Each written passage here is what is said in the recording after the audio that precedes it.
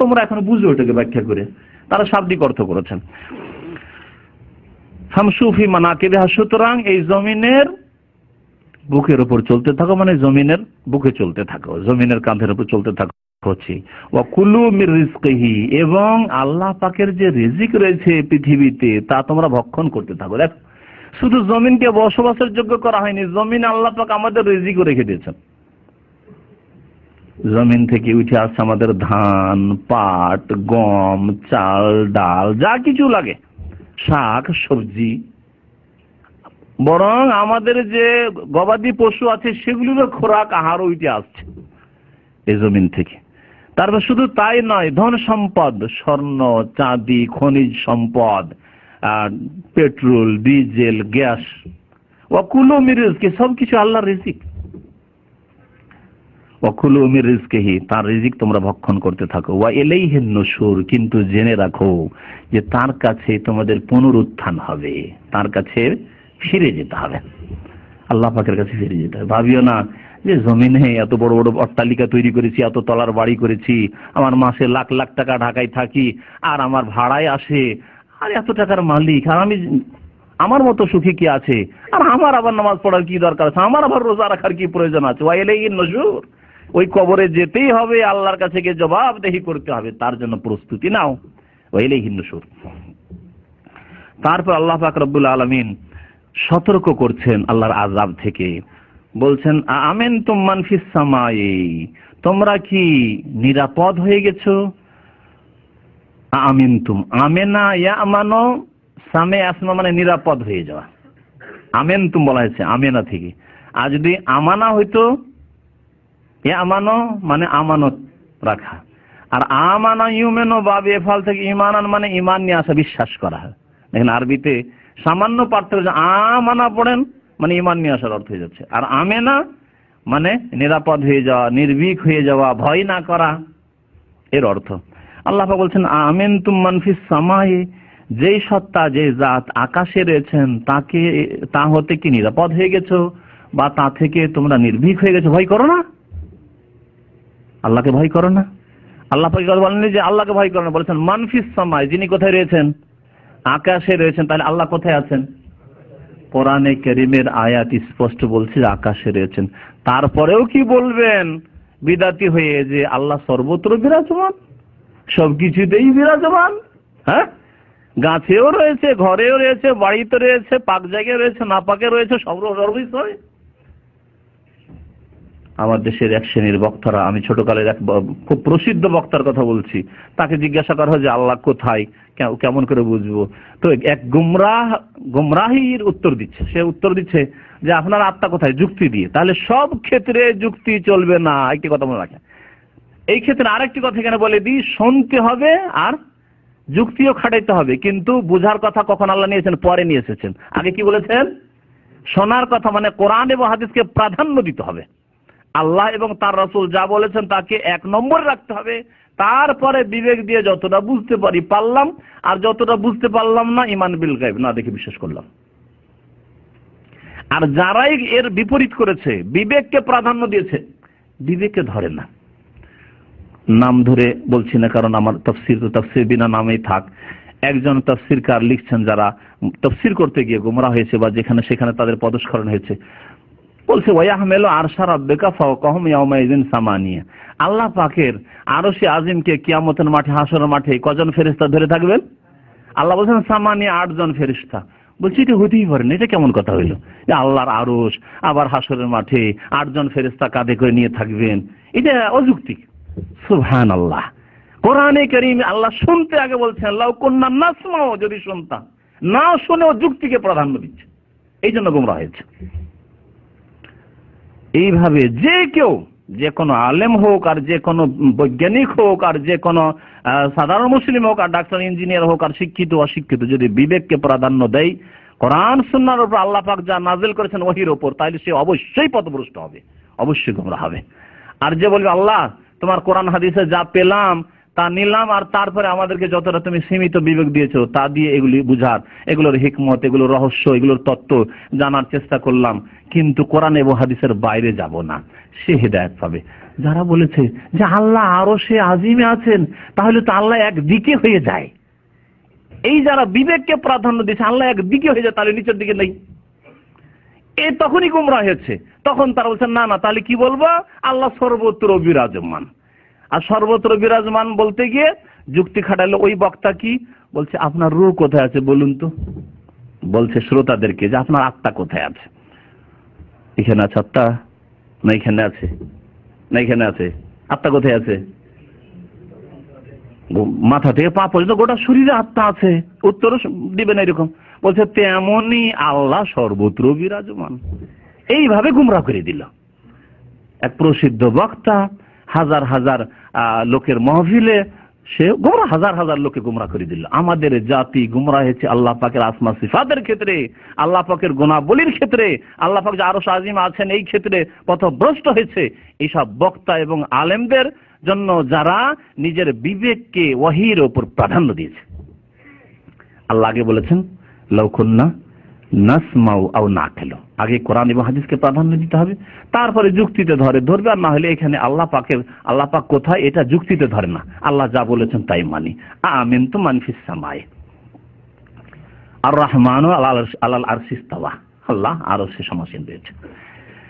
আল্লাহ পাক তার দিকের কথা বলেননি, দিকের কথা বলবো না, কিন্তু যেহেতু আল্লাহ সবার ঊর্ধ্বে রয়েছেন, বলবো না যে নিচে রয়েছেন, বলবো না যে ডানে রয়েছেন, বামে রয়েছেন, সামনে রয়েছেন, পিছনে রয়েছেন। বলবে আল্লাহ পাক বান্দার সৃষ্টি, সমস্ত সৃষ্টি আসমান জমিন সবকিছুর ওপরে রয়েছেন। এই জন্য আল্লাহ পাকের একটি নাম হচ্ছে ওয়াহুয়াল আলী আল আযীম। আলী মানে সর্বোচ্চ, তিনি সবকিছু। তার গুণ হচ্ছে সাব্বিহিসমা রাব্বিকাল আলা, তিনি আলা। তিনি নিচে থাকলে আলা কি করে, তাহলে আসফল হয়ে যায় আলা। কোরআন এবং হাদিসকে বোঝার চেষ্টা করেনি, তারা বিবেকে প্রাধান্য দেওয়ার জন্যই গুমরাহ হয়েছে। আল্লাহ পাকের নাম এবং গুণাবলীর ক্ষেত্রে সর্বত্র বিরাজমান বলে গুমরাহ হয়েছে। আল্লাহ পাক যেন বোঝার তৌফিক দান করেন আমাদের সকলকে। বলছেন আল্লাহ পাক যে আমিনতু মান ফিস সামাই, যিনি আকাশে রয়েছেন তা থেকে তোমরা কি নিরাপদ হয়ে গেছো? যে আন ইয়াখসিফা বিকুমুল আরজ, তোমাদের পৃথিবীকে, জমিনকে, মাটিকে ধসিয়ে দেবেন। ফায়দা হে তামুর, আল্লাহ পাক যদি জমিনকে ধসিয়ে দেয়, ভূমিকম্প শুরু হয়ে যায়, তাহলে এই জমিন থরথর করে কাঁপতে থাকবে। জমিন থরথর করে কাঁপতে থাকবে, বসবাসের যোগ্য থাকবে না। পাকা পাকা বাড়ি ঘর। আপনাদের জিন্দেগিতে কোনোদিন ভূমিকম্প হয়েছে কারো? না হয়নি? হয়েছে? দেখেছেন কি করে লোকেরা? কি করে? ঘর বাড়ি থেকে বেরিয়ে পালিয়ে যায় না খোলা মাঠে? আমার জিন্দেগিতে, আমি যখন এখানে সৌদি আরব আসার আগে এক মাদ্রাসার মুদারিস ছিলাম, জামিয়া সালফা বেনারস থেকে পাশ করার পরে মদিনা আসার আগে 2-2.5 বছর পড়িয়েছি। তো ওখানে এই আমাদের এই রমজান ভাই যা আছে, মানে আলোচনাতে আছেন, ওনাদের গ্রামে হঠাৎ করে ফজর নামাজ পড়িয়েছি আমি। মসজিদ থেকে এসে বসে আছি, কোরআন তেলাওয়াত করছি, আমার বিছানার উপর বসে আছি, আর বিছানা এইভাবে নড়াচড়া। আমার জিন্দেগিতে প্রথম ভূমিকম্প। ছাত্ররা তাড়াতাড়ি করে এসে বলছে, আমাদের এলাকায় মাওলানা বলে, প্রত্যেক রুমে ওস্তাদের এসে মাওলানা বেরোন, ভূমিকম্প যাচ্ছে। আর লাফ দিয়ে সব ছাত্র, শিক্ষক সবাই বাইরে খোলা মাঠে পালা। চিন্তা করেন, আল্লাহ পাক যদি জমিনকে এইরকম করে দেয়, তো আপনার কি অবস্থা হবে? জমি থরথর করে কাঁপছে।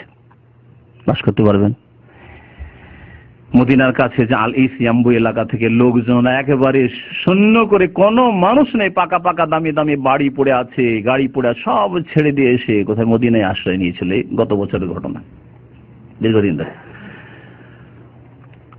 আল্লাহ পাক আরো বলছেন আমিনতু মান ফিস সামাই, আবার বলছেন তোমরা কি নিরাপদ হয়ে গেছো সেই সত্তা থেকে যিনি আকাশে রয়েছেন। আইয়ুরসিলা আলাইকুম হাসিবান, যে তোমাদের উপর শিলা দৃষ্টি আল্লাহ প্রেরণ করবেন। আর সালিউল মানে ছেড়ে দেওয়া বা পাঠানো বা প্রেরণ করা, বর্ষিয়ে দেওয়া। আর হাসেব বলা হয় প্রস্তরকে, পাথর বৃষ্টির সাথে আল্লাহ শিলা বৃষ্টি যদি বর্ষণ করে দেন, তো বাঁচাবে কে তোমাদেরকে? আল্লাহর আযাব যদি নাযিল হওয়া শুরু হয়, ফাসাতা আলামুনা কাইফা নাযির, তখন শীঘ্রই জানতে পারবে কাইফা নাযির, যে আমার সতর্কবাণী কেমন। আল্লাহর সতর্কবাণী হচ্ছে কোরআন এবং হাদিসের ওহীর সতর্কবাণী, আর এক সতর্কবাণী হচ্ছে কুদরতি আযাবের সতর্কবাণী। আল্লাহ পাক যখন আকাশ থেকে আযাব নাযিল করা শুরু করবেন, আগুন বর্ষিতে লাগবে, পাথর শিলা বৃষ্টি বর্ষিতে লাগবে, যখন ভূমিকম্প হতে লাগবে, এগুলো আল্লাহর সতর্কবাণী। আল্লাহ পাক এইরকম বহু আযাব, যখন বন্যা আসবে, জলোচ্ছ্বাস আসবে, সুনামি আসবে, এগুলো আল্লাহ পাকের সতর্কবাণী।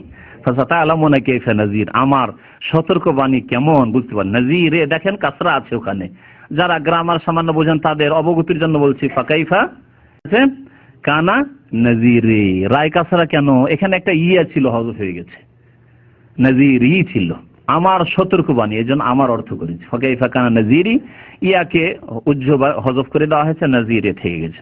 ওয়ালাকাদ কাযযাবাল্লাযীনা মিন ক্বাবলিহিম, আল্লাহ পাক বলছেন যে তাদের পূর্বে এই যে যারা আজকালকার কাফের, মুনাফিক, বেদিন, পত্তলিক, মুশরিক, বহুত্ববাদী, তাদের পূর্বে অনেকে মিথ্যা মনে করেছে।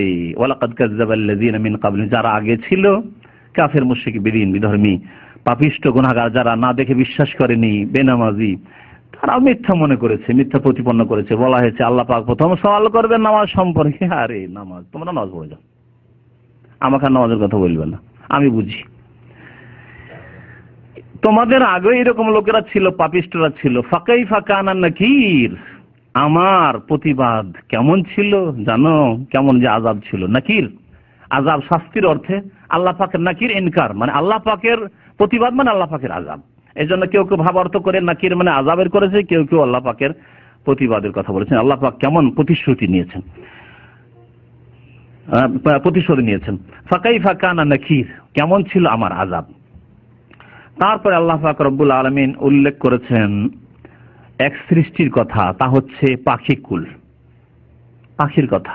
দেখো পাখির কাছে আমরা অসহায়। একদিকে পাখি আকাশে উড়ে, আর একবার করে দানা মেলে দেয়, পাখা মেলে দেয়, আবার একবার সংকুচিত করে নেই, পাখাকে গুটিয়ে নেই, চলতে পারে। মা ইউমসিকুহুন্না ইল্লা রহমান, কে তাদেরকে এই আকাশে উড়ার শক্তি দিয়েছে? তুমি একবার উড়ার চেষ্টা করো তো, এত বুদ্ধিমান মানুষ, এত চালাক মানুষ, নিজে উড়ার চেষ্টা করো তো। মানুষকে বুদ্ধি দিয়েছেন আল্লাহ পাক রব্বুল আলামিন, সেজন্য এরোপ্লেন উড়িয়ে দিল, রকেট উড়িয়ে দিল, হ্যাঁ, যুদ্ধ জাহাজ উড়িয়ে দিল, কিন্তু নিচে উঠতে পারছে না, সেখানে গিয়ে অক্ষম পাখির কাছেও। আল্লাহ পাক রব্বুল ইরশাদ করেছেন, আওয়ালাম ইয়ারাউ ইলা তাইরে, তারা কি দেখে না পাখিকুলকে, পাখিদেরকে দেখে না? ফাওকাহুম, তাদের মাথার উপরে, সাফাতিন, সারিবদ্ধভাবে, সাফাত মানে সারিবদ্ধ, দেখেন ঝাঁক ধরে পাখি উড়ে। আর আরেকটি হচ্ছে সাফাত মানে দানাগুলি মেলে, দানাগুলি মেলা অবস্থায় দেখে নাকি। ওয়ায়াকবিজনা, আবার পাখিগুলি কখনো কখনো ডানাগুলিকে গুটিয়ে নেয়, ফটফট করে ডানাগুলিকে একবার সম্প্রসারিত করে দিচ্ছে, আর একবার গুটিয়ে নিচ্ছে।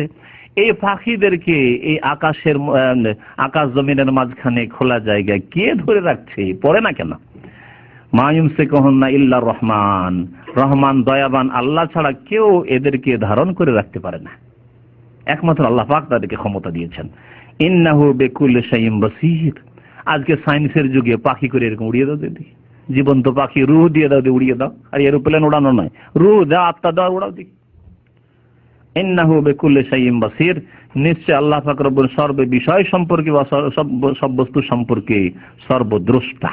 বাসীর মানে সবকিছু যিনি দেখেন।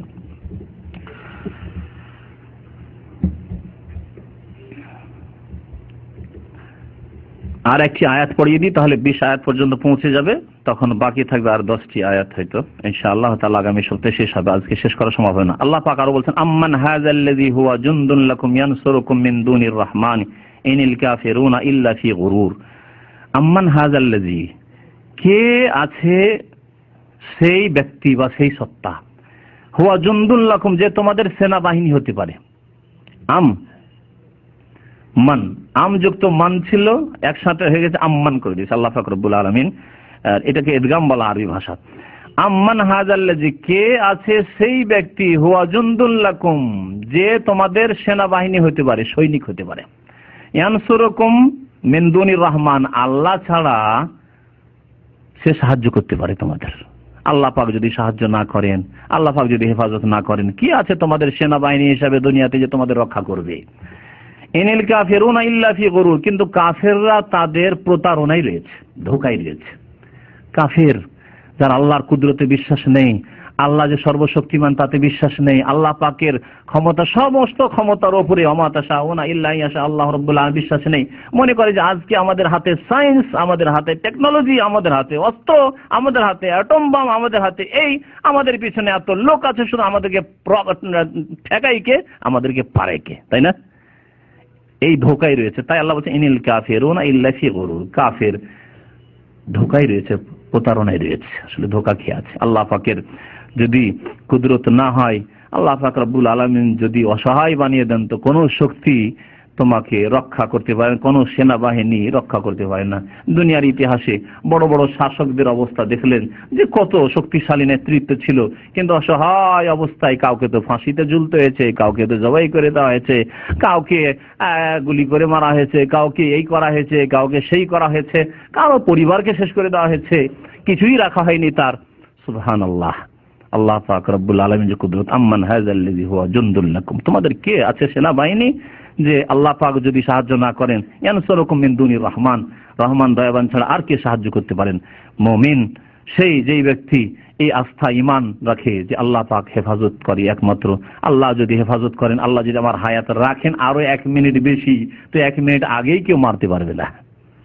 1 মিনিট আগেই যদি না মারতে পারে, তাহলে আমার বয়স আছে 60 আর 40 বছর বয়সে কেউ মেরে দিবে, এটা কি করে হইতে পারে? হতে পারে না। সেই জন্য আল্লাহ পাক রব্বুল আলামিনের সাথে সবাই ইবাদত বন্দেগীর, ঈমানের এবং আমলের ইবাদত বন্দেগীর, হারাম থেকে বেঁচে থাকার সম্পর্ক মজবুত হইতে হবে, মজবুত হইতে হবে সম্পর্ক আল্লাহর সাথে। আম্মান হাযাল্লাযী ইয়ারযুকুকুম, অথবা কে আছে ওই ব্যক্তি যে তোমাদেরকে আহার দিতে পারে, রিজিক দিতে পারে। তোমার মুদির রিজিক দেবে, তোমার বস রিজিক দেবে তোমাকে, তোমার কফিল রিজিক দেবে। অনেক কফিল আছে, ও কফিলের ওই সিজিল তেজারি ব্যবসায়ী যে তারই আছে, লাইসেন্স রুকে ওটাই ক্যান্সেল হয়ে গেল, আরে রিজিক দেবে কি, ওর রিজিকের খবর নেই। আর যদি তাও থাকে দুনিয়ার সহযোগিতা সাপোর্ট খুব পেল তোমার মালিক বস, কিন্তু আল্লাহ পাক তার রোগকে কেড়ে নিলেন, কে রাখবে তোমাকে? রাখবে কে তোমাকে? তোমার বস, তোমার মোদির, তোমার ম্যানেজার যে জুলম অত্যাচার করেছিল অন্যায় ভাবে, তোমাকে এখান থেকে তাড়ানোর জন্য ষড়যন্ত্র করেছিল, আল্লাহ পাক তাকেই তাড়িয়ে দিলেন, তাকে দুনিয়া থেকে বিদায় করে দিলেন। কে আছে?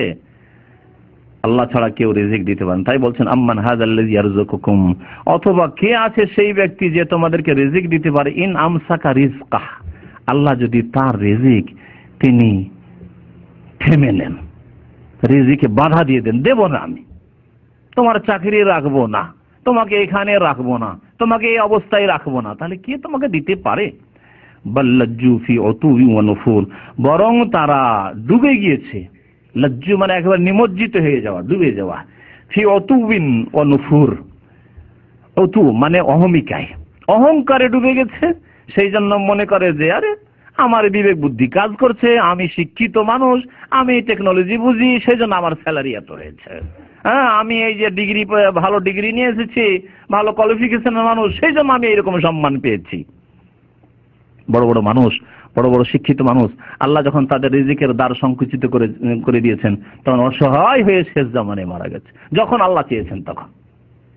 এমন এক ব্যক্তির কথা জানলাম, যে ব্যক্তি বড় রাইটার ছিল, বড় লেখক একজন ছিল, লন্ডনের রাস্তায় ভিক্ষা করে করে শেষখানে মারা গেছে।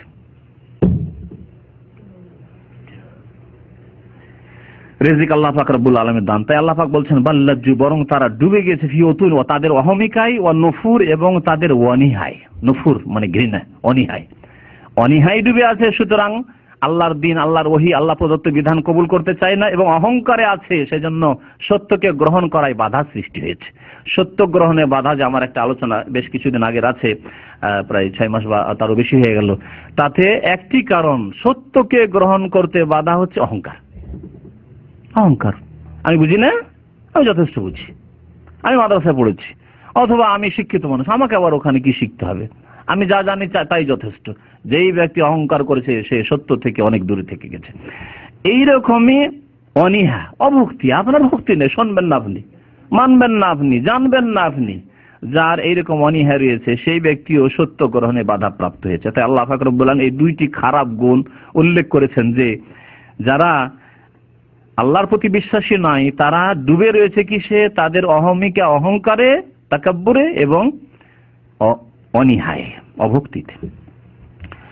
এখান থেকেই শেষ করছি। আল্লাহ পাক রব্বুল আলামিন যেন আমাদের গুনাহ খাতা মাফ করে দেন, আমাদেরকে তার কালাম কোরআন কারীম বুঝার তৌফিক দান করেন, কোরআনের তাফসীর বুঝার তৌফিক দান করেন, নবী করিম সাল্লাল্লাহু আলাইহি ওয়াসাল্লামের হাদিস বুঝার যেন তৌফিক দান করেন, এবং কোরআন এবং হাদিসকে প্রাধান্য দেওয়ার তৌফিক দান করেন। কোরআন এবং হাদিসের প্রতি আমল করার জন্য তৌফিক দান করেন, আমাদের সুস্থ বিবেক দিয়ে ভালো কথা জানার তৌফিক দান করেন এবং ভালো কথার প্রতি আমল করার তৌফিক দান করেন। গুনাহার কথা থেকে, গুনাহার কাজ থেকে, অন্যায় থেকে আল্লাহ পাক রব্বুল আলামিন আকীদার গুমরাহি, আমলের গুমরাহি, বিভিন্ন গুমরাহি থেকে আল্লাহ পাক আমাদের জন্য হেফাজত করেন। আমিন ইয়া রাব্বাল আলামিন। সাল্লাল্লাহু আলা নবিয়িনা মুহাম্মদ ওয়া আলা আলিহি ওয়া সাহবিহি আজমাইন।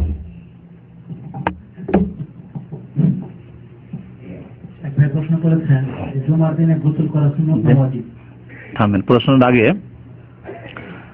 আমাদের শেখ এজাজুল হক সাহেব আব্দুল্লাহ দাওয়া সেন্টার আছেন, ওনার আম্মার আজকে ইন্তেকাল হয়েছে, সেজন্য আপনাদের কাছে দোয়া চাইছেন। আল্লাহ যেন রুহের মাগফিরাত করেন। আমিন আমিন বলবেন না। আল্লাহ যেন গুনাহ খাতা মাফ করে দেন, আল্লাহ যেন কবর আযাবকে দূর করে দেন, কবরের জীবনকে যেন আল্লাহ পাক যেন সুখী করেন, আল্লাহ পাক রব্বুল যেন জান্নাতুল ফিরদাউস দান করেন। আল্লাহ আত্মীয় স্বজনদেরকে, এজাজ ভাই এবং তাদের আত্মীয় স্বজনদেরকে আল্লাহ পাক যেন তাদেরকে সান্ত্বনা দান করেন। আমিন। আরো যেসব ভাইদের এরকম বালা মুসিবত রয়েছে আল্লাহ যেন বালা মুসিবত দূর করেন।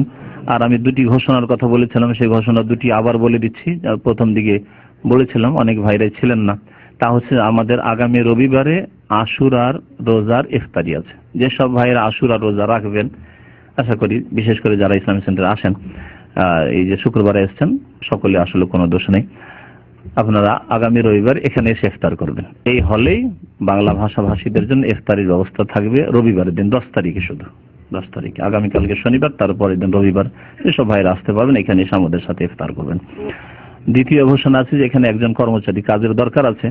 যদি কোনো ভাইয়ের কাজ না থাকে বা এমন কেউ আসে কাজ নেই আর কাজ করতে পারে ইসলামিক সেন্টারে, তাহলে যোগাযোগ করবেন। কাজ হচ্ছে ক্লিনের কাজ, এই চা টা তৈরি করা বা ক্লিন করা, এইসব কাজ। সুতরাং ওই ধরনের কাজ যে ভাই করবেন সেই ভাই এখানে আসবেন, আমার সাথে যোগাযোগ করলে হবে, অথবা আমাদের যে সেক্রেটারি আছে নিচে, অফিস সেক্রেটারি, তার সাথে যোগাযোগ করলে হবে।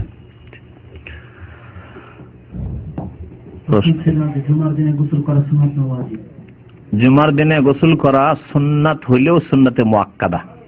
একটি হাদিস আছে, গোসল ইয়াউমুল জুমাতি ওয়াজিবুন আলা কুল্লি মুহতালিম। জুমার দিনের গোসল করা প্রত্যেক সাবালক ব্যক্তির ওপর হাদিস আছে ওয়াজিব। কিন্তু ফুকাহায়ে কেরামদের যে ওয়াজিব, ফরজ আর সুন্নাত, সুন্নাতে মুআক্কাদা, মুস্তাহাব, এই পার্থক্যগুলি পরবর্তীতে এসেছে। এজন্য হাদিসের ওয়াজিবের অর্থ হচ্ছে যে মুতাহাত্তিমুন, অবশ্যই করণীয়, এর মানে অবশ্যই করণীয়। ওলামারা, অধিকাংশ ওলামারা বলেছেন যে এই ওয়াজিব মানে হচ্ছে সুন্নাতে মুআক্কাদা, তার তাগিদ আছে, বিনা কোনো ওজরে ছাড়বে না। হয়তো পানি পেলেন না এক ওজর, অথবা দেখছেন যে খুব ঠান্ডা আর আমি অসুস্থ মানুষ, সর্দি বেড়ে যাবে অথবা জ্বর হয়ে যেতে পারে, তাহলে করবেন না। আর এমনিতেই এই গোসল সুন্নাতে মুআক্কাদা। এর মাধ্যমে পার্থক্য হয়ে যায় ফরজ গোসলের সাথে। যেমন স্বপ্ন দোষ হয়েছে, গোসল ফরজ, সহবাস হয়েছে, গোসল ফরজ। ওই রকম জুমার দিনের গোসল ফরজ নয়, ওয়াজিব নয়, এই জন্য সুন্নাতে মুআক্কাদা। জি। মুসাফির ব্যক্তি সফর অবস্থায় জুমার নামাজ পড়বে নাকি যোহর নামাজ? মুসাফিরের জন্য জুমার নামাজ মাফ আছে, কিন্তু যদি সময় মতো জুমা মসজিদ পেয়ে যায়, জুমার নামাজ পড়লে আর জোহর পড়তে হবে না, হয়ে গেল, আমাদের মতোই, মুকিমের মতোই। আর যদি দেখে যে না, আমি ওই রকম সময় মতো জুমা মসজিদ পাচ্ছি না, জরুরি নয় যে হয়রান হয়ে রোড ছেড়ে দিয়ে 20 কিলোমিটার ঢুকবে একটা শহরে, মানে এখানে রাস্তাগুলো এরকম আছে, বা খুঁজবে কোথাও যে জুমা মসজিদ কোথায় আছে, এটাও জরুরি নয়। এক কথায় মুসাফিরের জন্য রুখসাত আছে, মানে ছাড় দেওয়া আছে, সে জোহর পড়ে নিতে পারে। আর যদি জুমা পড়ে নাই, তাহলে আর জোহর পড়তে হবে না, জুমাই পড়লো। অনেক ভাই লিখেছেন যে সফর অবস্থায় গাড়িতে স্বপ্ন দোষ হয়ে যায়, যেখানে মানে অবতরণ করেছে সেখানে ওযু করার ব্যবস্থা আছে, কিন্তু গোসল করার ব্যবস্থা ছিল না, আপনি কি করবেন? সফর অবস্থায় যদি এইরকম হয়, যথাসাধ্য, আল্লাহ পাক বলেছেন ফাত্তাকুল্লাহ মাস্তাতাতুম, কোরআনে কারীমের আয়াত, যথাসাধ্য আল্লাহকে ভয় করো, মানে আল্লাহ গুনাহ থেকে বাঁচো। যথাসাধ্য আপনাকে পানির সন্ধান করতে হবে। বাথরুম আছে, তার মানে পানি আছে, যদি আপনি গোসল করতে পারেন তাহলে গোসল করবেন, পানি যদি যথেষ্ট গোসল করার মতো হয়। আর গোসল করার মতো যদি না থাকে, তাহলে উযু করে নিয়ে তায়াম্মুম করে নেবেন। তায়াম্মুম হচ্ছে গোসলের বিকল্প, যেমন হচ্ছে উযুর বিকল্প। অর্থাৎ হাদাস যদি, মানে নাপাকি, ছোট নাপাকি হইলেও উযু নাই আর পানি নাই, তাহলে কি করবেন? তায়াম্মুম করবেন। এটা ছোট হাদাস বলা হয়, ছোট নাপাকি। বড় নাপাকি হচ্ছে গোসল ফরজ হয়ে আছে আর গোসল করার মতো পানি নেই, অথবা পানি ব্যবহার করতে পারছেন, আমি অসুস্থ, স্বপ্নদোষী যার খুব জ্বর, এই অবস্থায় গোসল করলে অসুবিধা আছে, অথবা মাথা ফেটে আছে, জখমে আছে, এইখানে গায়ে পানি গেলে অসুবিধা আছে, তাহলে কি করবেন? আল্লাহ বলছেন আও লামাসতুমুন নিসা, তোমরা যদি স্ত্রী মিলন করো, লামাসা মানে এখানে স্ত্রী মিলন, তাহলে বড় হাদাসের কথা কোরআনে কেন আল্লাহ বয়ান করেছেন, ছোট নাপাকের কথা নয়। ফালাম তাজিদু মান, তারপরে যদি পানি না পাও বা পানি ব্যবহার করতে সক্ষম না হও, ফাতায়াম্মামু সাইয়িদান তাইয়্যিবা, পাক মাটি দিয়ে তোমরা তায়াম্মুম করে নিবে। তাহলে তায়াম্মুম ওযুরও বিকল্প আর গোসলেরও বিকল্প। নামাজ লেট করা যাবে না, এই জন্য যে ফজর নামাজ পড়লেন না, ওয়াক্ত পার করে দিলে করা যাবে না। দেখছেন যে পানি নেই, ওই সময়ে তায়াম্মুম করে নিয়ে ওয়াক্ত মোতাবেক নামাজ পড়ে নিতে হবে। আরেকটি প্রশ্ন এটা লিখেছেন যে অনেক মহিলার কথা শোনা যায় যাদের স্বামী মারা গেলে তাদের নাকের ফুল এবং কানের দুল খুলে রাখে, এটা কি ইসলামের বিধান নাকি না খুললেও চলবে? প্রথম কথা, নাকের অলংকার কোন হাদিস দ্বারা প্রমাণিত নয়। এটা বাঙালি সভ্যতা মনে হয়, আর জানি না আরো উর্দু ভাষীদের মধ্যে আছে কিনা, থাকতে পারে, কম আছে অবশ্য, বা সাউথ ইন্ডিয়াতে আছে, হয়তো আছে, মোট কথা উপমহাদেশে কিছু কিছু এলাকায় আছে। না, কোনো আরবকে দেখতে পাবেন না। আজকাল টিভির মাধ্যমে দেখছে যারে বিভিন্ন টিভিতে এসে তো অমুক নায়িকা নাকে দিচ্ছে, তো এরা দিচ্ছে হয়তো, কিন্তু আরবদের মধ্যে এই প্রচলন 1400 বছরের নাই। কোনো হাদিসে নাকের কোনো অলংকার পাওয়া যায় না, এই জন্য অনেক আলেমরা নিষেধ করেছে যে নাক ফোড়া ঠিক নয়। কানের কথা হাদিসে পাওয়া যাচ্ছে, গলার কথা পাওয়া যাচ্ছে, হাতের কথা পাওয়া যাচ্ছে, কঙ্কন বালার কথা পাওয়া যাচ্ছে, এগুলি আছে অলংকার। তাহলে এখন আসল প্রশ্নের দিকে আসি, আর তার উত্তরের দিকে, যে স্বামী মারা গেলে অলংকার খুলে রাখা, এটা 4 মাস 10 দিন শুধু, তার বেশি নয়। আমাদের সমাজে হিন্দু সভ্যতার কারণে অনেকে সারা জীবনের জন্য, বিধবা হয়েছে মানে সারা জীবন অলংকার পরবে না, এটা ঠিক নয়, বরং 4 মাস 10 দিন পরে শোক শেষ। সুতরাং এইভাবে থাকবে না, অলংকার চলার মতো কিছু, বেশি অলংকার পরবে না যাতে এমন আকর্ষণ হয় যে বিয়ে হচ্ছে না বা বিয়ে করছে না, আবার ফিতনার কারণ হচ্ছে, এরকম হবে না। তবে কিছু অলংকার পরবে যাতে করে শোক তার শেষ হয়ে গেছে, এটা বোঝা যায়। আর বাকি যদি বিয়ে করার ইচ্ছা থাকে তাহলে ভালো ভালো অলংকার পরবে। অনেক মহিলা আছে হয়তো 25-30 বছর বয়স, এখনো বিয়ে করার ইচ্ছা, তার বিয়ে করাই ভালো, বরং বিয়ে করাই সুন্নত। নবী সাল্লাল্লাহু আলাইহি ওয়াসাল্লামের বড় বড় সাহাবায়ে কেরাম যারা শহীদ হয়েছেন জিহাদের ময়দানে, তাদের বিবিরা কেউ বিনা বিয়ে বিধবা হয়ে থাকেনি, প্রত্যেকে ইদ্যত পার হয়েছে, বিয়ে করে নিয়েছেন। এটা হচ্ছে ইসলাম। হিন্দু সভ্যতার কারণে আমার দেশের মহিলারা বিয়ে করতে চায় না, যে না না না বিয়ে করবো না, এই 2 বছরের ছেলে 1 বছরের ছেলে, ছেলেটাকে বুকে করে থেকে গেল না, বিয়ে করাই তার জন্য নিরাপদ, এবং সে নিজেকে গোনা থেকে বাঁচিয়ে রাখবে, আর অন্য শয়তানদের গোনা থেকে বেঁচে থাকবে। কারণ অন্য শয়তান অনেকে লোভ করবে একটা বিধবা যদি এক বাড়িতে থাকে, তাহলে কিন্তু বিবাহ হয়ে গেলে ওর দিকে আর কেউ তাকাতে যাবে না, বিবাহ হয়ে গেছে। আরেকটি প্রশ্ন, যে আমাদের কবরস্থানে যে জায়গা ছিল তা এখন পূর্ণ হয়ে গেছে, এখন পুরানো কবর মিটিয়ে সেখানে দাফন করা যাবে। কবর প্রায় 30 বছর, ওলামারা বলছেন 30 বছর হাড়হাড্ডি থাকে, সুতরাং 30 বছর হাড়হাড্ডিকে এইভাবে করা যাবে না, কবর এইভাবে রাখতে হবে। আর তারপরে যখন কবর একবার নিশ্চিহ্ন হয়ে গেছে, যদি তাহলে প্রয়োজনে যেখানে শহরে যেখানে জায়গা পাওয়া যাচ্ছে না সেখানে হয়তো করা যেতে পারে, যেমন হচ্ছে বড় বড় শহরগুলোতে। কিন্তু যদি জায়গা থাকে যে গ্রাম অঞ্চলে, তাহলে কবর উপর কবর দেবে না, নতুন জায়গায় কবর দেবে। আর জানা সত্ত্বেও যে কবর জানা আছে, কবরকে উঠিয়ে ফেলবে না। জি, ফিতনার যদি কারণ না হয়, মসজিদের মধ্যে কবর আছে, উঠিয়ে অন্য জায়গায় দাফন করবে। অথবা ফিতনার কারণে এইসব জায়গায় কবর থাকলে মাজার পূজা শুরু হয়ে যাবে, কবর পাকা করে, ফিতনার কারণ আছে, তাহলে কবর কি, অথবা নদীতে কেটে যাচ্ছে, হাড়হাড্ডি কিছু আছে, তাহলে উঠিয়ে অন্য জায়গায় কবর দিতে পারে। যেমন জাবের রাদিয়াল্লাহু তাআলা আনহু ওহদের যুদ্ধে তার বাবা আব্দুল্লাহ শহীদ হয়েছিলেন, একবার ওই আকিকের নালা দিয়ে পানি এসে দেখা গেল তার আব্বার পা জেগে উঠেছে, কয়েক বছর পরে শহীদ। আল্লাহ পাক শহীদের লাশ অনেক সময় রেখে দিতে পারেন এরকম। তো তিনি বললেন, রাসূলুল্লাহ সাল্লাল্লাহু আলাইহি ওয়াসাল্লাম বললেন যে যাও তোমার আব্বার লাশ উঠিয়ে অন্য জায়গায় দাফন করে দাও। তো এরকম করা যেতে পারে। সময় হয়ে যাচ্ছে, এখান থেকে শেষ করা হোক, কারণ আজান হয়ে যাচ্ছে। অবতরণ করবেন তখন হিংস্র এবং নেকড়ে ভাগ, গরু এবং ছাগলের সহিত বিচরণ করবে এবং সাপ নিয়ে খেলা করবে, এটা কি ঠিক? বলা হয়েছে এরকম, আল্লাহু আলাম কেমন করে হবে ওই দৃশ্য। কিয়ামতের কাছাকাছি সময় অনেক কিছু হবে যেগুলো বিবেক দিয়ে বোঝা মুশকিল, যদি এগুলো শাব্দিক অর্থ ধরে নেওয়া হয়। অথবা এটা হইতে পারে যে তার রূপক অর্থ হইতে পারে, এরকম অনেক অনেক বিষয়ে রূপক অর্থ হইতে পারে, আল্লাহ ভালো জানে। আপনার ছাগল আর নেকড়ে বাঘ একসাথে থাকবে, জালেম শাসক যারা আছে তারা আর সাধারণ লোক সব সমান হয়ে যাবে, এরকম হইতে পারে। নাই, এমন ভাবে প্রতিষ্ঠা হবে যে কেউ কাউকে ভয় করবে না। আজকাল জালেম বলে কত ভয়, নিরীহ লোকদের, জালেমদের বলে, জালেম নেতাদের, জালেম যে সমাজের অধিপতি রয়েছে তাদের বলে, সেই সময় আর এইরকম কিছু থাকবে না। এটাও হইতে পারে, আল্লাহ ভালো জানে এসবের অর্থ, কিন্তু হাদিস এই মর্মে আছে। তারপরে এগুলো জিনিস অত জানা ইমানের অংশ নয়, যেগুলি ইমানের জরুরিয়াত সেগুলি জানতে হবে, আর আমলে যেগুলি ইবাদতের জিন্দেগির সাথে সম্পর্ক, হালাল হারামের সাথে সম্পর্ক, এগুলি জানতে হবে। কখন কি হবে না হবে এইসব জিনিস যদি নাও জানেন এত ডিটেলসে বিস্তারিত, তাতে আপনার ইমানের আশা করি কোনো ক্ষতি হবে না। সাল্লাল্লাহু আলাইহি মুহাম্মদ ওয়া আলা আলিহি ওয়া সাহবিহি আজমাইন। আসসালামু আলাইকুম ওয়া রাহমাতুল্লাহি ওয়া বারাকাতুহু। ইন্নাল হামদালিল্লাহ নাহমাদুহু ওয়া নাস্তাঈনুহু ওয়া নাস্তাগফিরুহু ওয়া নাউযু বিল্লাহি মিন শুরুরি আনফুসিনা ওয়া মিন সাইয়্যাতি আমালিনা। من يهده الله فلا مضل له ومن يضلله فلا هادي له وأشهد أن لا إله إلا الله وحده لا شريك له وأشهد أن محمدا عبده ورسوله صلى الله تعالى عليه وعلى آله وصحبه وسلم تسليما كثيرا এত আবার দিলিকে থাকে।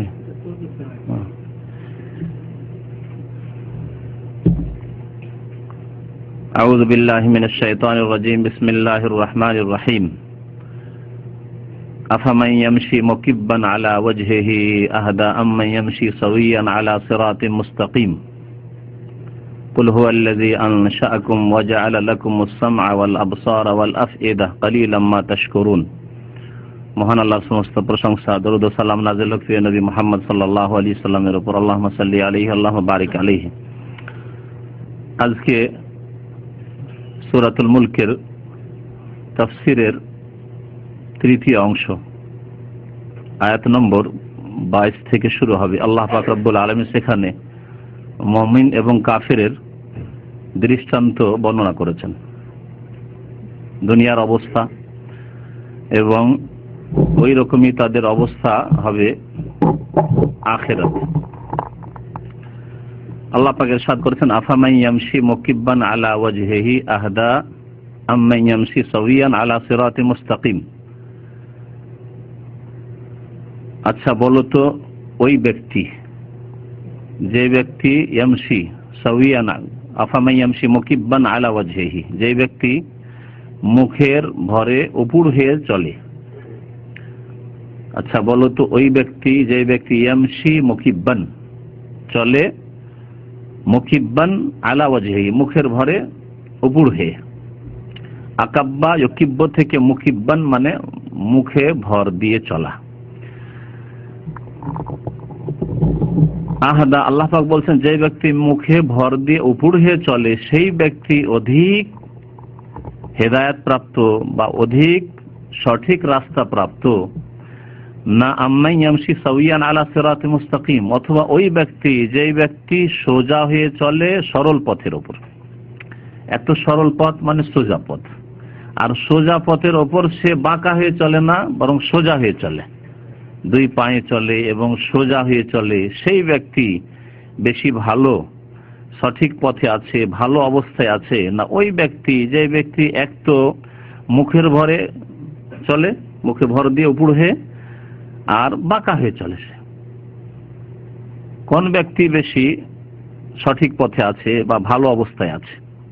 স্বাভাবিক এই যুক্তি যদি কারো কাছে জিজ্ঞাসা করা হয় যে কে ভালো পথে আছে, সবাই বলবে যে ব্যক্তি সোজা পথে চলে এবং সোজা হয়ে চলে, সাওয়িয়ান আলা সিরাতিন মুস্তাকিম, সে সঠিক পথে। এটি হচ্ছে মুমিনের অবস্থা। মুমিন ব্যক্তি আল্লাহ পাক রব্বুল আলামিনের রাস্তা, যেই রাস্তা আল্লাহ পাক তার কাছে চাইতে 5 ওয়াক্ত নামাজের প্রত্যেক রাকাতে আদেশ করেছেন, ফরজ আদেশ, সূরাতুল ফাতিহা, যে সূরা ফাতিহা ছাড়া নামাজ হয় না। নবী করিম সাল্লাল্লাহু আলাইহি সাল্লামের প্রসিদ্ধ হাদিস, লা সালাতা লিমান লাম ইয়াকরা বিফাতিহাতিল কিতাব, নামাজ হয় না ওই ব্যক্তির, যে ব্যক্তি সূরা ফাতিহা, ফাতিহাতুল কিতাব পড়ে না। এই ফাতিহাতুল কিতাব, তাহলে সূরা ফাতিহা পড়া নামাজের রুকন, ফরজ। আর যাতে আপনি তাহলে আল্লাহ পাকের কাছে এই দোয়া করতে আপনি ফরজ আদেশ আপনার উপর হয়েছে, বাধ্য। ইহদিনাস সিরাতাল মুস্তাকিম, যারা এই সিরাতে মুস্তাকিম সরল পথে সোজা হয়ে চলে সে হচ্ছে মুমিন। আর যে ব্যক্তি মুখে ভর দিয়ে উপুড় হয়ে চলে সেটি হচ্ছে কাফেরের উদাহরণ, বাঁকা রাস্তা, যেখানে বক্র পথ আছে, বাঁকা রাস্তা আছে, সেদিকে চলে। দুনিয়াতে কাফের দৃষ্টান্ত এরকম, সব সময় বাঁকা চিন্তা করে, বাঁকা আমল করে, বাঁকা বিশ্বাস রাখে, বাঁকা পথে চলে, ভুল পথে চলে, পাপের পথে চলে, শিরকের পথে চলে, কুফরির পথে চলে, পাপের পথে চলে। আর মুমিন ব্যক্তিকে যখনই আল্লাহর কথা বলা হয়, তার রাসূল সাল্লাল্লাহু আলাইহি ওয়াসাল্লামের কথা বলা হয়, সোজা পথে চলতে থাকে। এটি উদাহরণ হচ্ছে মুমিন কাফেরের দুনিয়াতে যেমন তেমনি আখিরাতে পরকালে এইরকম উদাহরণ। নবী করিম সাল্লাল্লাহু আলাইহি ওয়াসাল্লাম একটি হাদিস আছে, মুসনাদ আহমদে হাদিস আছে, তিরমিজিতেও হাদিসটি আছে, যে হাদিস আছে আল্লাহ পাক রব্বুল আলামিন মানুষকে কিয়ামতের দিনে হাসর করবেন, মানে বিচার দিবসে জমা করবেন, সমবেত করবেন তিন রকম ভাবে। ইউহশারুন নাসু ইয়াউমাল কিয়ামতে সালাসাতু আসনাফ, তিন রকম ভাবে। এক দল হচ্ছে মাশিয়ান, আল্লাহর কাছে হাসর হবে, হাসর মাঠে আসবে, পায়ে হেঁটে আসবে, সোজা হেঁটে আসবে। আর এক দল আসবে রাকেবান বা রুকবান, সওয়ারিতে চড়ে আসবে। আর এক দলের কথা বলা হয়েছে যে আলা ওজুহিহিম, মুখের ভরে হাঁটবে, পায়ে হাঁটবে না, মুখে হাঁটবে। কাফেরদের অবস্থা আল্লাহ পাক রব্বুল আলামিন বর্ণনা করেছেন দুনিয়াতে এবং আখিরাতে। নবী সাল্লাল্লাহু আলাইহি ওয়াসাল্লাম এই হাদিস প্রমাণ করে। সাহাবারা জিজ্ঞাসা, ইয়া রাসূলুল্লাহ, মুখে ভর দিয়ে আবার চলতে পারবে? মুখের ভরে কি করে চলবে মানুষ? আরে পায়ে হাঁটছে, বুঝতে পারছি যে দুটো পা একটা ধাপ দিচ্ছে, এক পা বাড়ছে আর এক পা বাড়ছে, রাস্তা এগিয়ে যাচ্ছে, তো মুখের ভরে কি করে চলবে? নবী করিম সাল্লাল্লাহু আলাইহি ওয়াসাল্লাম সাহাবায়ে কেরামদের উত্তরে বললেন যে আল্লাহ পাক দুই পায়ে চলার ক্ষমতা দান করেছেন, যদি আপনার পায়ে ক্ষমতা না থাকতো চলতে পারতেন? প্যারালাইসিসের রোগী, পা নেই, পা আছে, চলতে পারে না। যে জমিন স্থির না হইতো, যদি ধরে নেন যে পৃথিবী ঘুরছে, সায়েন্সের এটাও তো বলছে, কেউ বলছে পৃথিবী ঘুরে, কেউ বলছে সূর্য ঘুরে, তাই না? ধরে নেন পৃথিবী ঘুরে, যদি এই ঘোরাটা যদি অনুভূত হইতো আর ঘুরতেই আছে, চলতে পারতে? আপনাকে আমাকে স্থির মনে হচ্ছে, জমির উপরে চলছেন। তো আল্লাহ পাক রব্বুল আলামিন যিনি পায়ে চলার শক্তি দিয়েছেন, তিনি কি মুখের ভরে চলার শক্তি দিতে পারেন না? অবশ্যই পারেন। নবী করিম সাল্লাল্লাহু আলাইহি ওয়াসাল্লামের এই হাদিস বলছেন যে কাইফা ইউশারুন নাসু আলা ওজুহিম। সাহাবারা জিজ্ঞাসা করেন, ইয়া রাসূলুল্লাহ, মানুষকে মুখের ভরে কি করে হাসর করা হবে, মানে কিয়ামতের মাঠে উপস্থিত করা হবে, অর্থাৎ কাফেরদেরকে। ফাকাল আলাইসাল্লাহু আমশাহুম আলা আরজুলিহিম কাদিরান আলা ইয়ামশিহুম আলা ওজুহিম। যে আল্লাহ ক্ষমতাবান, যে মানুষকে পায়ে চলার শক্তি দিয়েছেন এবং এই পায়ে চলার শক্তি দেয় তিনি ক্ষমতাবান, তিনি কি শক্তিবান নন, ক্ষমতাবান নয় যে মানুষের মুখের ভরে চলে শক্তি দেবেন, চলবে? পেটে ভর দিয়ে যদি অনেক জীবজন্তু চলতে পারে, তাহলে কি মুখের ভরে চলতে পারবে না? আল্লাহ পাক রব্বুল আলামিন ইচ্ছা করলে অবশ্যই পারবে। তো আল্লাহ পাক রব্বুল আলামিন এই আয়াতে কাফের এবং মুসলিমের উদাহরণ পেশ করেছেন। সুতরাং আমাদেরকে সোজা পথে চলতে হবে। সোজা পথ হচ্ছে আল্লাহ প্রদত্ত পথ, যেই পথ নিয়ে এসেছেন রাসূলুল্লাহ সাল্লাল্লাহু আলাইহি ওয়াসাল্লাম এবং যা কোরআন এবং হাদিস দ্বারা স্পষ্ট।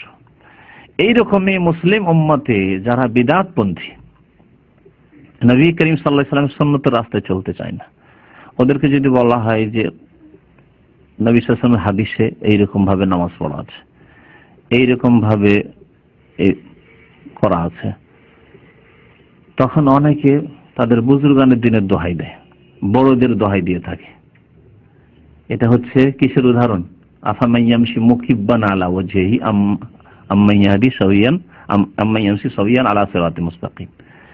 সোজা পথে চলার জন্য বলা হচ্ছে যে রাসূলুল্লাহ সাল্লাল্লাহু আলাইহি ওয়াসাল্লামের আদর্শ হচ্ছে এইরকম, তার নামাজের ক্ষেত্রে, তার ওযুর ক্ষেত্রে, তার আমলের ক্ষেত্রে, কিন্তু না, সে বাঁকা পথে চলবে। নবী করিম সাল্লাল্লাহু আলাইহি ওয়াসাল্লামের পথ ছেড়ে দিয়ে অন্য কোন পথে চলাই হচ্ছে মুকিব্বান আলা ওয়াজহি, মুখের ভরে চলা, বাঁকা হয়ে চলা। আল্লাহ পাক যেন আমাদেরকে তৌফিক দান করেন সোজা পথে চলা, নবী করিম সাল্লাল্লাহু আলাইহি ওয়াসাল্লামের রাস্তায় চলার। তারপরে আল্লাহ পাক রব্বুল আলামিন তার কিছু কুদরতের কথা বয়ান করেছেন। আল্লাহ পাক পৃথিবীতে যদি এই নিয়ামতগুলি দান করে থাকেন যাতে তার কোনো অংশীদার নেই, তাতে যদি এসব ক্ষমতা দিয়ে থাকেন, তাহলে তার শুকরিয়া আদায় করা উচিত, প্রথম কথা আল্লাহ পাক বলেছেন। এবং যে আল্লাহ এই অঙ্গ প্রত্যঙ্গে এই ক্ষমতা দান করেছেন, তিনি কি আবার পুনরায় তোমাদেরকে জীবিত করতে পারবেন না? এই কথা দলিল হিসাবে পেশ করে আল্লাহ পাক রব্বুল আবার কিয়ামতের কথা উল্লেখ করেছেন। মহান আল্লাহ ইরশাদ করেছেন, কুল হুয়াল্লাযী আনশাকুম, হে নবী মুহাম্মদ সাল্লাল্লাহু আলাইহি ওয়াসাল্লাম আপনি বলে দেন, হুয়াল্লাযী আনশাআকুম, আল্লাহ সেই সত্তার নাম যিনি তোমাদেরকে সৃষ্টি করেছেন। আনশাআকুম মানে খালাকাকুম, খালাকা মানে সৃষ্টি করা, আনশা ইউনশি মানে সৃষ্টি করা, তোমাদেরকে সৃষ্টি করেছেন। ওয়া জাআলা লাকুমুস সামআ ওয়াল আবসারা ওয়াল আফইদা, এবং তোমাদেরকে দান করেছেন।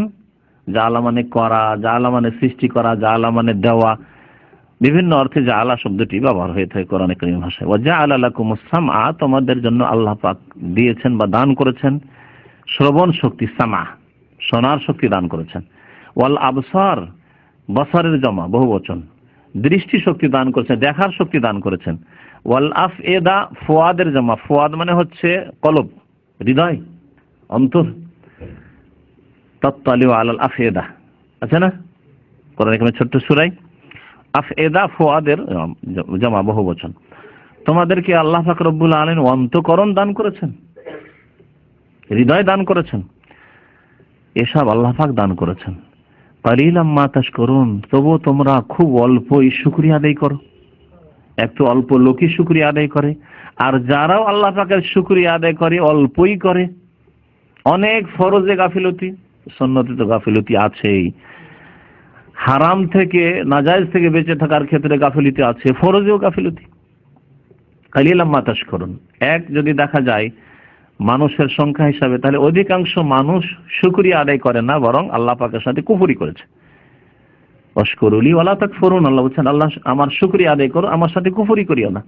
অধিকাংশ লোক কুফরি করেছে শিরকের মাধ্যমে, অস্বীকারের মাধ্যমে, অথবা এমন কিছু ছেড়ে দেওয়ার মাধ্যমে যা কুফরি তাকে লিপ্ত করেছে। আর যারাই আল্লাহর প্রতি ঈমান নিয়ে এসেছে তাদের মধ্যে আবার অধিকাংশ লোক অল্পই শুকরিয়া আদায় করে।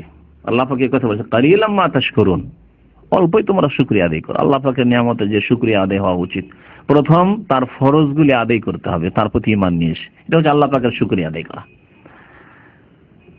হারাম নাজায়েজ থেকে বেঁচে থাকতে হবে, এটি হচ্ছে আল্লাহ পাকের শুকরিয়া। কারণ আল্লাহ পাক সৃষ্টি করেছেন, আল্লাহ পাক আমাকে এসব নিয়ামত দান করেছেন, সমস্ত নিয়ামত আল্লাহ পাকের। ওমা বিকুম মিন নি'মাতিন ফামিন আল্লাহ, আল্লাহ পাক কোরআনে কারীমে ইরশাদ করেছেন তোমার উপর যা কিছু নিয়ামত হয়েছে তা ফামিন আল্লাহ, আল্লাহর পক্ষ থেকে।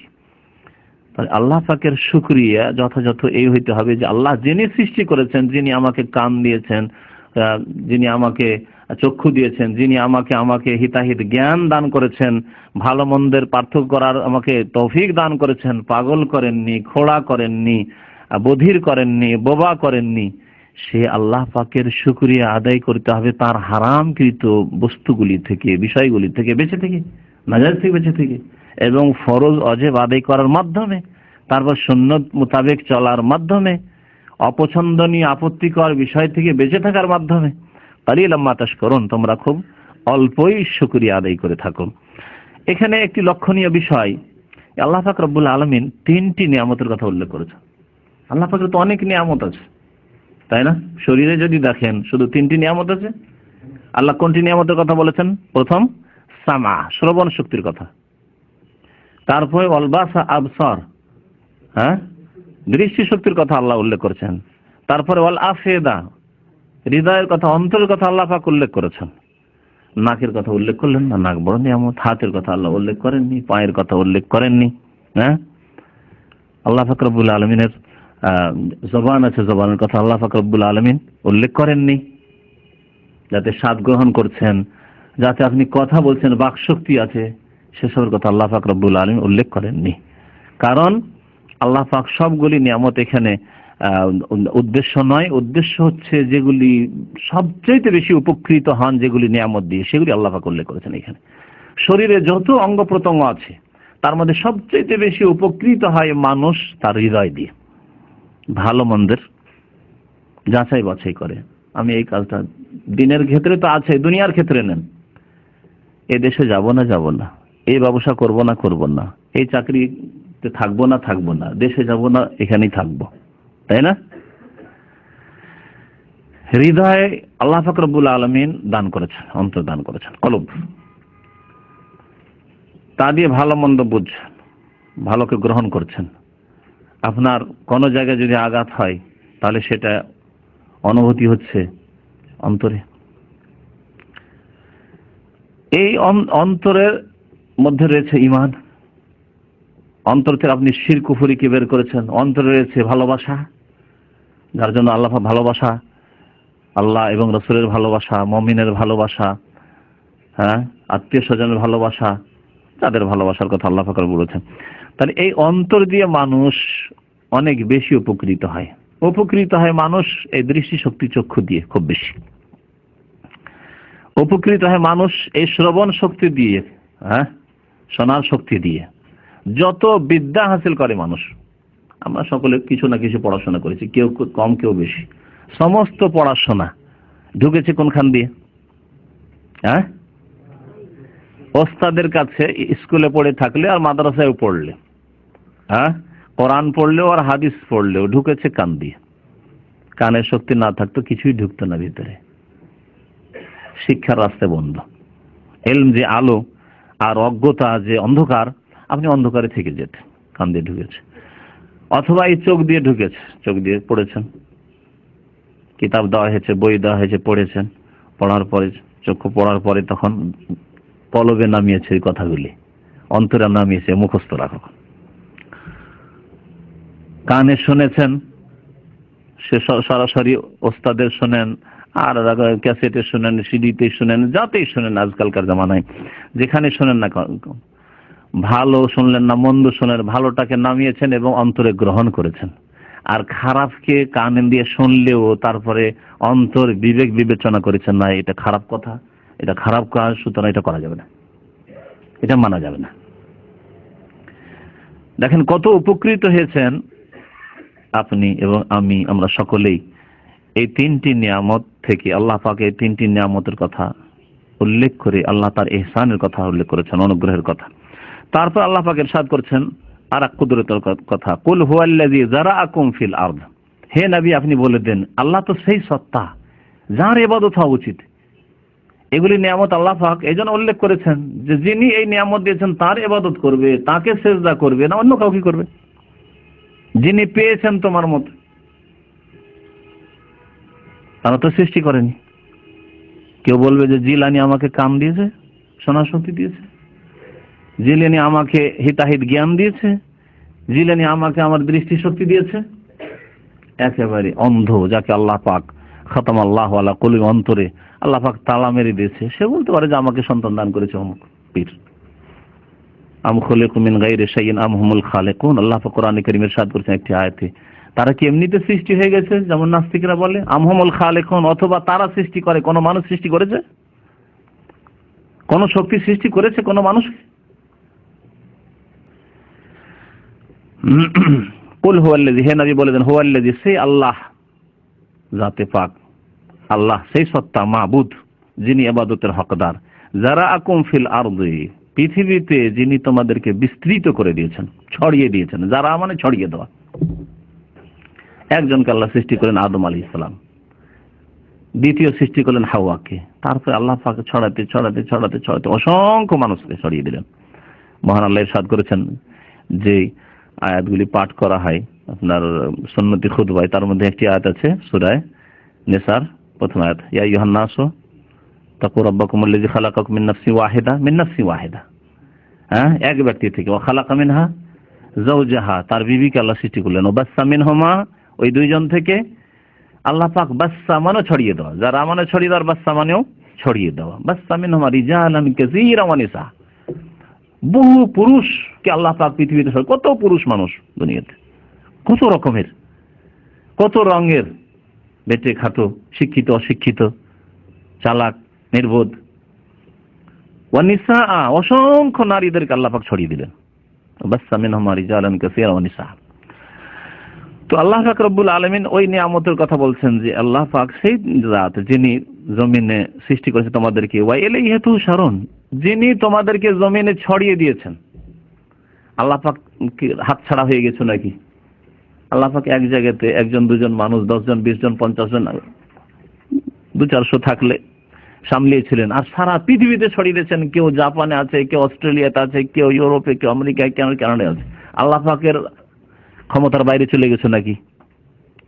আবার আল্লাহ পাকের যখন আদেশ হচ্ছে, নির্দিষ্ট সময় শেষ হয়ে যাচ্ছে, তখন মালাকুল মউত যাচ্ছে, আবার আল্লাহর কাছে ফিরে আসতে হচ্ছে। ওয়া ইলাইহি তুহশারুন, যে আল্লাহ ছড়িয়ে দিয়েছেন তার কাছেই তোমাদেরকে সমবেত হইতে হবে। হাসরের মাটির জন্য বলা হয়। হাসর মানে জমা করা, একত্রিত সমবেত করা। বাংলা ভাষায় হাসরের মাঠ এমন ব্যবহার হয়েছে যে বাংলার মতো হয়ে গেছে, কিন্তু হাসর মানে আসলে আরবি ভাষা, ওর মানে হচ্ছে একত্রিত করা, জমা করা, সমবেত করা। ওয়া ইলাইহি তুহশারুন, এবং তার দিকেই বা তার কাছেই তোমাদেরকে সমবেত হইতে হবে। তাহলে তার কাছে সমবেত হইতে হবে। যে আল্লাহ ছড়িয়ে দিয়েছেন তার জন্য জমা করা সহজ। যে আল্লাহ সৃষ্টি করলেন না থেকে আবার ছড়িয়ে দিলেন, তিনি অবশ্যই তোমাদেরকে একত্রিত করতে পারবেন। এটি হচ্ছে কিয়ামত। যে কিয়ামতকে অস্বীকার করে থাকে অনেক কাফের মুশরিক, আরবের মুশরিকরা অনেকে পরকালকে অস্বীকার করত, যদিও সকলে অস্বীকার করতো না, কিন্তু শুধু পরকালে বিশ্বাসী হয়েও নাজাত পাওয়া যাবে না, কারণ মুহাম্মদ রাসূলুল্লাহ সাল্লাল্লাহু আলাইহি সাল্লামের রিসালাতে বিশ্বাসী হয়নি। কোন কাফের মুশরিক জাহেলিয়াতের জামানায়, নবী সাল্লাল্লাহু আলাইহি ওয়াসাল্লামের জামানায় যদি মনে করে যে মরার পরে পরকাল আছে, আমরা ভালো কাজ তো করি, আমরা কিছু হজ করি, ভালো কাজ করি, কিন্তু তারা মুহাম্মদুর রাসূলুল্লাহর রিসালাতের শাহাদাত মানতে রাজি হয়নি। তোমাকে রাসূল কি করে মানবো? আরে রাসূল বানায় আল্লাহ কোন বড় নেতাকে বানাইতো। লাউলা নুজিলা হাযাল কুরআনু আলা রাজুলিন মিনাল কারিয়াতাইন আযীম, আল্লাহ পাক তাদের কথা উল্লেখ করে তারা প্রস্তাব পেশ করেছিল, যদি নবী বানাইতে হয় আল্লাহ পাককে আরবে, তাহলে দুটো বড় শহর আছে মক্কা আর তায়েফ পাশাপাশি, আর এই দুই শহরে বড় বড় নেতা আছে, তার মধ্যে কোন এক নেতাকে রাসূল বানাইতো। ইতিমকে আল্লাহ নবী বানাইলো। আল্লাহ বলছেন যে তোমরা ভাগ করবে না আল্লাহ ভাগ করবে? যিনি দান করছেন তিনি ভাগ করবেন। আহম ইয়াকসিমুনা রাহমাত রাব্বিক, তোমার রবের রহমত ভাগ বন্টন করার অধিকারী তারা, আমি ভাগ করব, আমি দান করেছি, আমার মনোনয়ন, আমার বাছাই। তো আল্লাহ পাক রব্বুল আলামিন ইরশাদ করছেন যে তারা অনেকে অস্বীকার করত। বলছিলাম যে যারা অস্বীকার করেও নি আখিরাতকে, তারা নবীর রিসালাত মানেনি আর তাওহীদও মানেনি, লা ইলাহা ইল্লাল্লাহ মানেনি। তারা বলতো না এক ইলাহ না, অনেক ইলাহ আছে, আল্লাহ বড়, সৃষ্টিকর্তা তিনি, কিন্তু আল্লাহ পর্যন্ত পৌঁছার জন্য অনেক মাবুদের দরকার আছে, লাত, উজ্জা, মানাত, হুবাল এসবের প্রয়োজন আছে। এই কথাই যদি কোনো মাজারপন্থী কবর পূজারী বলে যে আল্লাহ, আমরা আল্লাহকে মানি, কলেমা তো পড়ি, কিন্তু ওলি আউলিয়া, পীর মুর্শিদিন এরা আমাদেরকে আল্লাহর নিকটে পৌঁছে দেবে। এটি ছিল আরবের কুরাইশ বা মুশরিকদের বহুত্ববাদ এবং শিরক। মা না'বুদুহুম ইল্লা লিয়ুকাররিবুনা ইলাল্লাহি যুলফা, ওরা বলতো যে আমরা ওই বড় মাবুদেরই পূজা করি, আর এদের যে পূজা করি কি জন্য? ইল্লা লিয়ুকাররিবুনা, আল্লাহর নিকটবর্তী করে দেবে আমাদেরকে, সেই জন্য ওসিলা, মাধ্যম।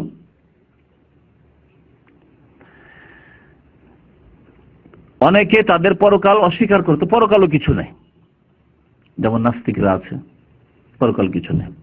বা মুশরিকদের মধ্যে পরকাল, মানে হিন্দুদের মধ্যে পরকাল নেই, তাদের মধ্যে আছে কি বলে ওটাকে জানেন ওদের? পুনর্জন্ম। যদি একজন ভালো মানুষের জীবনযাপন করে তাহলে আগামীতে আরো বড় মানুষের, শূদ্র ছিল এখন ব্রাহ্মণে জন্মিবে, মহামানব অশিক্ষিত ছিল, মূর্খ ছিল, শিক্ষিত হয়ে একেবারে ডাক্তার, ইঞ্জিনিয়ার, নেতা হয়ে প্রধানমন্ত্রী হয়ে জন্ম নেবে আগামী প্রজন্মে 100-200 বছর পর। আর যদি অসৎ ব্যক্তি হয় তাহলে ও ব্রাহ্মণ হয়েও আর রাষ্ট্রপতি হয়েও আর প্রধানমন্ত্রী হয়েও আর বড় পয়সাওয়ালা হয়েও শূদ্র হয়ে জন্ম নেবে। মিথ্যা কথা। এর দ্বারা কোনো দিনই হক বাতিল, কে হকে আছে কে বাতিল আছে স্পষ্ট হবে না, মানুষ জানতে পারবে না।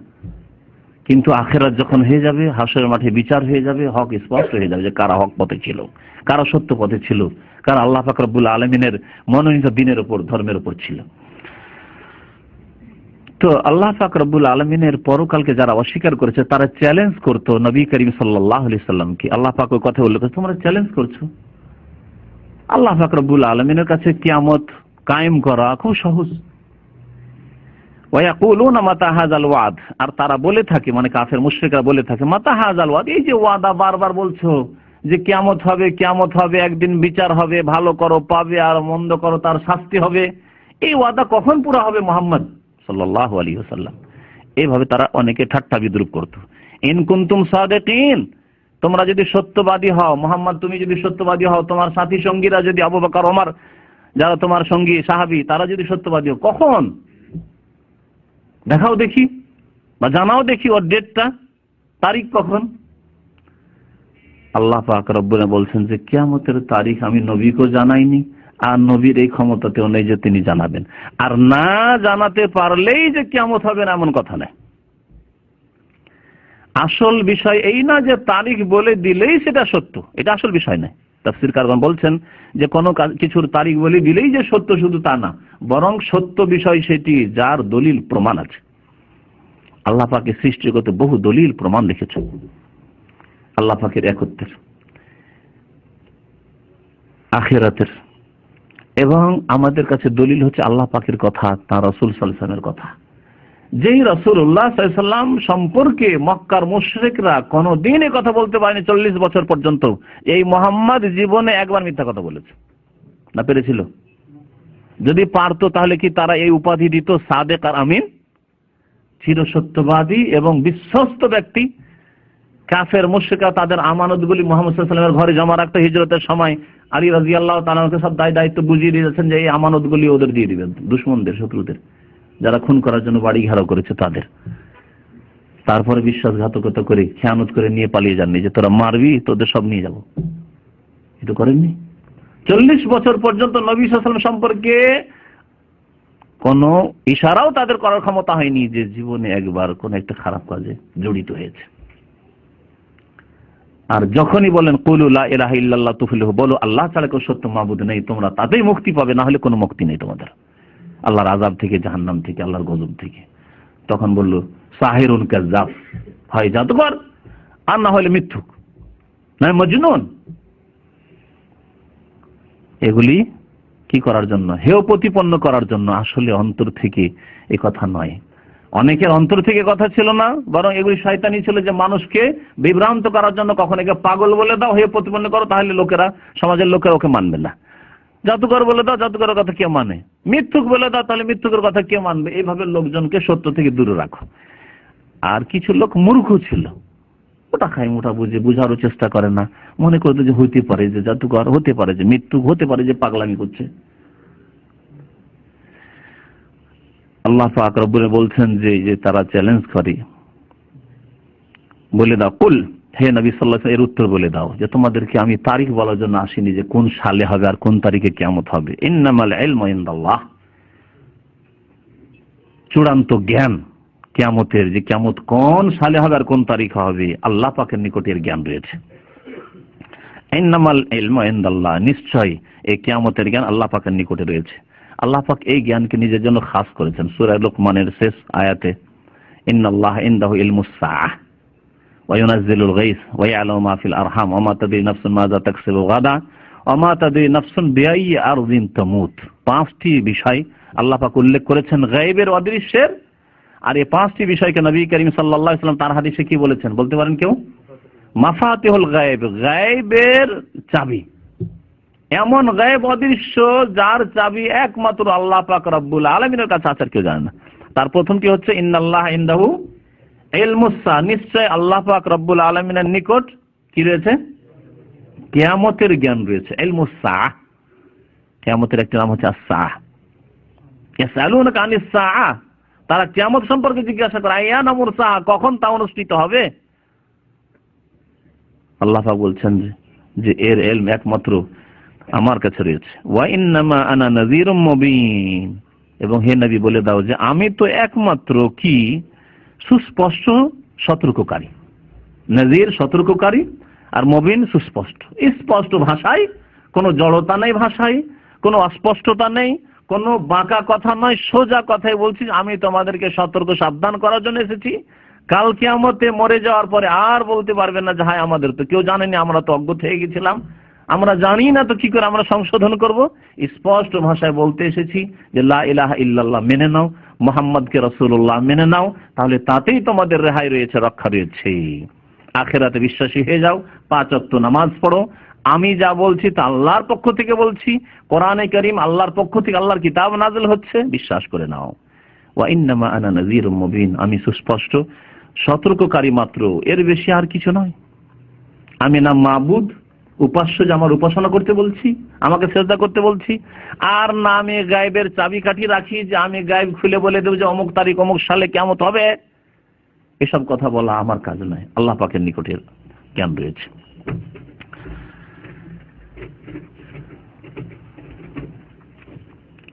আল্লাহ পাক রব্বুল আলামিন তার বলছেন ফালাম্মা রাউহু যুলফা, যখন তারা কিয়ামতকে নিকটবর্তী দেখবে।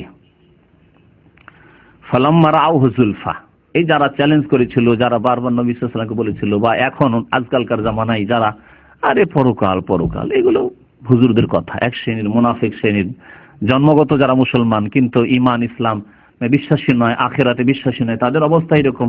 অথবা যারা কাফের, বেদিন, পরকালে বিশ্বাসী নয়, আর এগুলো কথা ওই রকম পুনর্জন্মের মতো, হিন্দুদের পুনর্জন্ম আর মুসলমানদের আখিরাতের কথা, দুটোকে একরকম মনে করলো। ওদের অবস্থা কি হবে? আল্লাহ বলছেন ফালাম্মা রাউহু যুলফাতান, যখন কিয়ামতকে নিকটবর্তী দেখবে। এখন কিয়ামতের লক্ষণ ভালোভাবে স্পষ্ট হয়ে গেছে। পশ্চিম দিক থেকে সূর্য উঠে গেছে, দাজ্জাল চলে এসেছে। হ্যাঁ, কিয়ামতের আরো যেসব লক্ষণ, বড় বড় লক্ষণ চলে এসেছে, ইয়াজুজ মাজুজ চলে এসেছে, কিয়ামতের বড় লক্ষণ বেশ যেগুলি বয়ান করা হয়েছে। আমার এক একটির উপর এক একটি করে বক্তব্য আছে বেশ কয়েক বছর আগে। তখন কাফের যারা অস্বীকার করেছিল যে কিয়ামত হবে না, পরকাল হবে না, হিসাব নিকাশ আবার কি, নামাজের প্রথম হিসাব হবে বললেও মুসলমানকে পারা যায় না। প্রথম আল্লাহ পাক কিয়ামতের মাঠে বিচার দিবসে নামাজের 5 ওয়াক্ত নামাজের হিসাব নেবেন। মুসলিমকে বললে মুসলিমের কান ঘামে না, পরোয়াই নেই, বিশ্বাসই নেই, না দেখে তার বিশ্বাস করবেন আল্লাহর আযাব না দেখলে। ফালাম্মা রাউহু যুলফা, যখন কিয়ামতকে একবার নিকটবর্তী দেখবে, আসন্ন চলে এসেছে কিয়ামত, এখন যুলফা। সিআত ওজুহুল লাযিনা কাফারু, এইরকম বেনামাজি যারা কুফরি করেছে নামাজ ত্যাগ করে, আর যারা কাফের কুফরি করে অস্বীকার করে পরকালকে অস্বীকার করেছে, সন্দেহ করাই কুফরি, সন্দিহান হয়েছে পরকাল হবে হবে না, এগুলো আল্লাহই জানে, নামে আল্লাহ জানে, আল্লাহর উপর বিশ্বাস তো নেই আসলে, তাই না? এইসব লোকের সিআত ওজুহুল লাযিনা কাফারু, এই কাফেরদের চেহারা মলিন হয়ে যাবে, কালো হয়ে যাবে। চিন্তায় যে হাই হলো কি, আর তো সংশোধনের কোনো উপায় নেই। বড় লক্ষণগুলি কিয়ামতে যে আলামতগুলি রয়েছে, এগুলি আসার পরে আর সংশোধনের সুযোগ থাকবে না। জানা আছে হাদিস, নবী করিম সাল্লাল্লাহু আলাইহি ওয়াসাল্লাম বলেছেন যে তওবা দরজা কতক্ষণ পর্যন্ত খোলা আছে? যতক্ষণ পর্যন্ত পশ্চিম দিক থেকে সূর্য উদয় হয়নি। সূর্য পশ্চিম দিক থেকে উঠলে সবাই তওবা করবে, কিন্তু তওবার দরজা বন্ধ হয়ে যাবে। সিআত ওজুহুল লাযিনা কাফারু, কাফেরদের চেহারা তখন মলিন হয়ে যাবে। ওয়াকিলা, এবং তাদেরকে তখন বলা হবে, আল্লাহর ফেরেশতারা তখন ধমক দিয়ে বলবেন শাসানিমূলক, হাযাল্লাযী কুনতুম বিহি তাদদাউন, এই যে কিয়ামত দেখছো না এখন, এটাই তোমরা চাইতে, তলব করতে, তাদদাউন মানে ডিমান্ড করতে, তাদদাউন তাতলুবুন, তলব করতে, নবীকে বলতে, বা যারা ভালো লোক তোমাদেরকে নামাজের কথা বলতো, দ্বীন ইসলামের কথা বলতো, লা ইলাহা ইল্লাল্লাহর কথা বলতো, তাওহীদ আল্লাহর একত্বের কথা বলতো, পরকালে বিশ্বাসী হওয়ার কথা বলতো, না দেখে ঈমান বিল গায়ব অদৃশ্য বিশ্বাসী হওয়ার কথা বলতো, বলতে কখন কি হবে না হবে দেখাও দেখি। হাযাল্লাযী কুনতুম বিহি তাদদাউন, এরই তোমরা দাবি করতে যে দেখাও, এই তো দেখে নাও, এখন দেখো এখন কি অবস্থা তোমাদের হবে। ফালাম্মা রাউহু যুলফাতান সিআত ওজুহুল লাযিনা কাফারু ওয়া কিলা হাযাল্লাযী কুনতুম বিহি তাদদাউন। আল্লাহ পাক রব্বুল আলামিন তারপর ইরশাদ করেছেন যে কুল আরাআইতুম ইন আহলাকানি আল্লাহু মান ইয়াউ রাহিমানা ফামান ইউজিরুল কাফিরিন মিন আযাবিন আলীম। এখানে আরেকটি প্রসঙ্গ আল্লাহ পাক রব্বুল উল্লেখ করেছেন। কোরআনে কারীমের প্রসঙ্গগুলি যখন নাযিল হয় তখনকার অবস্থা দেখে আল্লাহ পাক রব্বুল আলামিন উল্লেখ করেছেন। এই সূরা হচ্ছে মক্কি সূরা। মক্কায় মানুষের সংশোধনের বেশি প্রয়োজন ছিল শিরক মুক্ত করা, তাওহীদের সংশোধন। তারপরে পরকালে বিশ্বাসী নয়, পরকাল সম্পর্কে তাদেরকে সজাগ করা এবং তাদের ঈমান মজবুত করা। এজন্য আল্লাহ পাক রব্বুল আলামিন বিভিন্ন বিষয়গুলি, বিশেষ করে ঈমানের বিষয়গুলি মক্কি সূরাগুলিতে আল্লাহ পাক রব্বুল উল্লেখ করেছেন। আল্লাহ পাক রব্বুল এখানে উল্লেখ করেছেন তাদের ওই কথা, তারা বলতো, তাদের কাফেররা, যে আমরা সঠিক পথে আছি, মুহাম্মদ সাল্লাল্লাহু আলাইহি ওয়াসাল্লাম ভুল পথে, আমরা বাপ দাদা পূর্বপুরুষের 14 পিঢ়ি থেকে চলে আসছি, যে রাস্তার উপর চলে আসছি, আর আমরা ইব্রাহিম আলাইহিস সালাম ইসমাইলের ওয়ারিস, আমরা কাবার মুতাওয়াল্লি, কাবার খাদেম, আমরা আর কি কোন কথাবার্তা নিয়ে আসলো, নতুন কথাবার্তা নিয়ে আসলো। ভুল পথে সে আছে। যখন ভুল পথে আছে আল্লাহর অভিশাপ নামবে ওর ওপর, যারা তার অনুসারী হয়েছে সাবি বলতো। তারা কি বলতো? সাহাবে কেরামদেরকে সাবি মানে বিধর্মী হয়ে গেছে, বিদিন হয়ে গেছে, সুতরাং তাদের উপর গজব নাযিল হবে। আল্লাহ পাক নবীকে বলছেন তাদেরকে শুনিয়ে দাও যে আল্লাহ আমাকে যদি হালাকও করে দেন আর আমার সাথীদেরকে, নবী সাল্লাল্লাহু আলাইহি ওয়াসাল্লাম সাথীদেরকে, অথবা আল্লাহ আমাদের উপর দয়া করেন, তাতে তোমাদের লাভ আর লস কিছু হবে? তোমরা কুফরের অবস্থায় থেকে গেলে। তোমরা যখন কুফরের অবস্থায় থেকে গেলে তাহলে তোমাদেরকে আল্লাহর আযাব থেকে কে রক্ষা করবে? আরে আমরা না হয় মরলাম, না হয় বাঁচলাম, আল্লাহ হালাক করলো না হয় দয়া করলো, দুটোর একটাই হবে।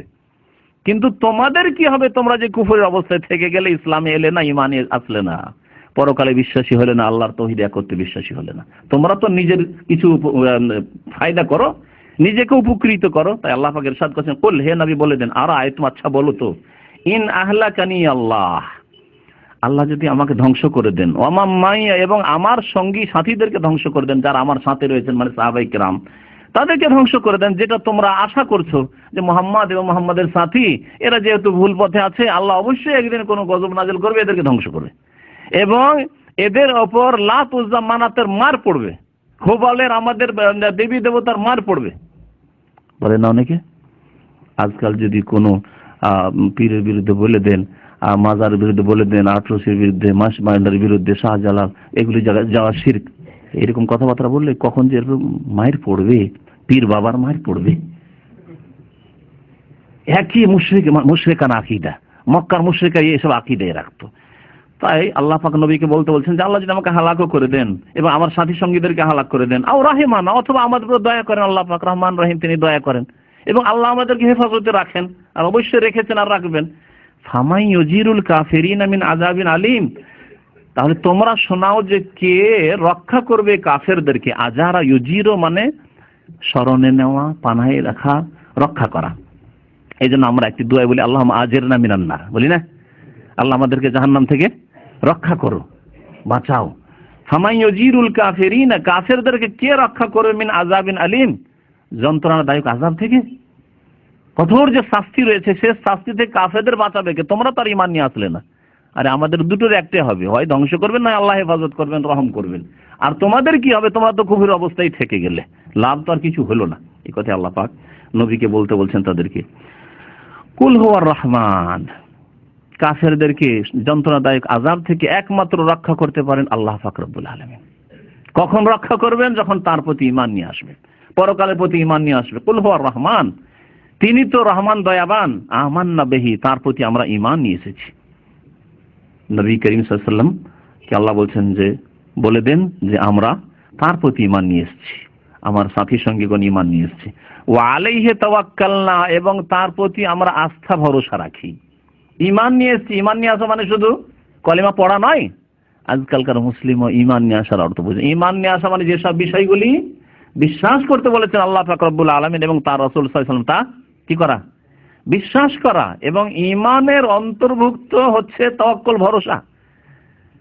আল্লাহর উপর ভরসা রাখা হচ্ছে ঈমানের অন্তর্ভুক্ত। তারপর অতিরিক্ত আম মানে ব্যাপক অর্থ ঈমান বলার পরে খাস বিষয়, বিশেষ বিষয়টি ভরসার বিষয়টিকে আল্লাহ পাক রব্বুল আলামিন এখানে উল্লেখ করেছেন। কারণ যদি আল্লাহর প্রতি ঈমান থাকে তো অবশ্যই আস্থা থাকবে। আর যদি আল্লাহর উপর ভরসা দেখেন দুর্বল, তার মানে ঈমানে আপনার দুর্বলতা আছে। ঈমান অবশ্যই আপনার যত ঈমান মজবুত হবে তত বেশি আপনার আল্লাহর উপর ভরসা। আর যদি আল্লাহর উপর ভরসা কম, তার মানে ঈমানে কমজোরি আছে, দুর্বলতা আছে। কুল হুয়ার রহমান আমান্না বিহি, তার প্রতি ঈমান নিয়ে এসেছি আমরা, ওয়া আলাইহি তাওয়াক্কালনা, এবং তার উপর আমরা আস্থা ভরসা রাখি। ফাসাতা'লামুনা মান হুয়া ফি দালালিম মুবিন, শীঘ্রই তোমরা জানতে পারবে। সিন মানে শীঘ্রই, অচিরেই, তাড়াতাড়ি, এই সিন শব্দের অর্থ। তা'লামুনা জানতে পারবে তোমরা, এই জন্য শীঘ্রই জানতে পারবে বলছি। ফাসাতা'লামু, সুতরাং তোমরা শীঘ্রই জানতে পারবে হে কাফের মুশরিক, যারা আল্লাহ বিশ্বাসী হও না, পরকালে বিশ্বাসী হও না, অদৃশ্য বিশ্বাসী হও না, না দেখে বিশ্বাস করতে চাও না, মান হুয়া ফি দালালিম মুবিন, কে সুস্পষ্ট ভ্রষ্টতায় রয়েছে, স্পষ্ট গুমরাহিতে কে রয়েছে, ভুল পথে কে রয়েছে, শীঘ্রই তোমরা জানতে পারবে। মওতের সাথে সাথে জানতে পারবে, মওত চলে আসলে জানতে পারবে। মওতের দৃশ্য যখন দেখবে, পৃথিবীতে আসার জন্য আকাঙ্ক্ষা করবে যে আল্লাহ ফির দাইর রব্বির জিউন, আল্লাহ আর ফিরাবেন না, স্পষ্ট হয়ে গেছে। আর যখন বিচার দিবস কায়েম হবে তখন ভালো করে জানতে পারবে, যখন হিসাব নিকাশ হয়ে জাহান্নামে যাবে পাপিষ্ঠ গুনাহগার, কাফের বেদিন আর মুমিনরাকে আল্লাহ পাক রব্বুল জান্নাতে দেবেন। ফাসাতা'লামুন, তখন স্পষ্ট জানতে পারবে যে কে গুমরাহিতে ছিল, মুহাম্মদ সাল্লাল্লাহু আলাইহি সাল্লাম তার সাথী সঙ্গীরা গুমরাহিতে ছিল না তোমরা গুমরাহিতে ছিলে। আজকে বিদআতপন্থীদেরকেও বলছি, যারা এই মুহররম মাসে শোক মাতম করলো আর বুক চাপড়ালো আর কত যে রক্তে রক্তিত করলো নিজেকে, নিজের ছেলে মেয়েদেরকে, 1400 বছর ধরে শোক করতে আছে, এই হক আর বাতিলের ফয়সালা হবে না। ফাসাতা'লামুনা মান হুয়া ফি দালালিম মুবিন। আজকে যারা কবর মাজার পূজায় লিপ্ত হয়ে আছে তাদেরকে বলবো, আজকে মানব রচিত বিধান দিয়ে যারা দেশ পরিচালনা করছে, কোরআন সুন্নাহকে দূরে সরিয়ে দিয়ে আল্লাহর বিধানকে দূরে সরিয়ে দিয়ে, তাদেরকে বলবো ফাসাতা'লামুনা মান হুয়া ফি দালালিম মুবিন। আজকে যারা বেনামাজি হয়ে আছে আর তাদেরকে নামাজের কথা বললেও গায়বে বিশ্বাস হয় না যে আল্লাহ পাক কাল কিয়ামতে প্রথম নামাজের হিসাব নেবেন। নামাজে ফেল হলে আপনার মা বাবাকে সমস্ত টাকা পয়সা সারা জিন্দেগির পাঠিয়ে দেওয়া কোনো কাজে আসবে না, কোনো কাজে আসবে না। আপনার রমজান মাসের রোজা আর নফল আর তাহাজ্জুদ আর ওই আপনার তারাবি আর কিয়ামুল লাইল এসব কোনো কাজে আসবে না। সারা বছর আপনি নামাজ পড়েন, শুধু মৌসুমী এক মাসের নামাজি। ফাসাতা'লামুন, সেদিন শীঘ্রই জানতে পারবে যেদিন মওত আসবে বা হাসরের মাঠে বিচার দিবসে, মান হুয়া ফি দালালিম মুবিন, কে স্পষ্ট গুমরাহিতে ছিল। স্পষ্ট গুমরাহিতে তোমরা ছিলে না আর কেউ স্পষ্ট গুমরাহিতে আছে? এইভাবে প্রত্যেক বক্র পথে যারা চলে তাদেরকে বলবো যে যারা বাঁকা পথে আছো এখনো সোজা পথে এসো, না হলে সেই দিন ফাসাতা'লামুনা মান হুয়া ফি দালালিম মুবিন, স্পষ্ট গুমরাহিতে কারা আছে, ভুল পথে কারা আছে তারা তখন টের পাবে। তারপরে আল্লাহ পাক রব্বুল আলামিন শেষ আয়াতে ইরশাদ করেছেন তার এক মহান কুদরতের কথা এবং তার এক বড় নিয়ামতের কথা, যে নিয়ামত দিয়ে আল্লাহ পাক সমস্ত জীবকে সৃষ্টি করেছেন। কোন নিয়ামত দিয়ে আল্লাহ পাক সমস্ত জীবকে সৃষ্টি করেছেন? পানি দিয়ে। আল্লাহ পাক কোরআনে কারীমে আরেকটি আয়াতে ইরশাদ করেছেন ওয়াজআলনা মিনাল মা'i কুল্লা শাইইন হাই, আমি সৃষ্টি করেছি পানি থেকে কুল্লা শাই, কুল্লা শাই এবং তার সাথে সাথে হাই আল্লাহ লাগিয়েছে, প্রত্যেক জীবন্ত বস্তুকে, প্রত্যেক প্রাণীকে, প্রত্যেক জীবন্ত বস্তুকে আমি সৃষ্টি করেছি, বা ব্যক্তিকে সৃষ্টি করেছি বা বিষয়কে সৃষ্টি করেছি। শুধু ব্যক্তি না, বস্তুকে আল্লাহ পাক বলছেন যাতে জীব আছে, যাতে প্রাণ আছে, এমনকি ঘাস লতা পাতা। হ্যাঁ, এখন যে গজিয়ে উঠেছে আল্লাহ পাক পানি ছাড়া সৃষ্টি করেননি। পানি ছাড়া কোনোদিন আপনি আপনার চাষাবাদ করতে পারবেন না, আপনার ফসল আসবে না, আপনার রিজিক আসবে না, আপনার খাদ্য আসবে না। ওয়াজআলনা মিনাল মা'i কুল্লা শাইইন হাই, আল্লাহ পাক এই কুদরতের কথা এখানে উল্লেখ করেছেন। কুল, হে নবী, মানুষকে জানিয়ে দাও, আর আয়তুম, আচ্ছা বলো তো। আর আয়তুম মানে তোমরা দেখেছো কি শাব্দিক অর্থ, কিন্তু এর ভাব অর্থ কোরআনে কারীমের ভাষায় তোমরা দেখেছো, শুনেছো, জেনেছো, তাহলে বলো। আর আয়তুম, আচ্ছা বলো তো তোমরা, ইন আসবাহা মাউকুম গাওরা, তোমাদের পানি যদি, যে ভূমি রয়েছে, জমিন রয়েছে, জমিনের গভীরে চলে যায়। গাওরান মানে গভীরে চলে যাওয়া। ইন আসবাহা মাউকুম, তোমাদের পানি যদি পৃথিবীর গভীরে চলে যায়, জমিনের গভীরে চলে যায়, একেবারে নিচে পানি নেমে গেল। আপনারা যে বছরে বৃষ্টি কম হয় সেই বছরের অবস্থা দেখেছেন কিনা? শ্যালো মেশিন দিয়ে পানি বের করার চেষ্টা করছে, পানি উঠে না। টিউবওয়েল আছে, টিউবওয়েলে চাপছে, পানি উঠে না। এইরকম অনেকে এইরকম দৃশ্য হয়তো দেখেছেন অথবা শুনেছেন। আমার জন্মে এই 30-40 বছরের মধ্যে আমি এরকম দেখেছি বা শুনেছি।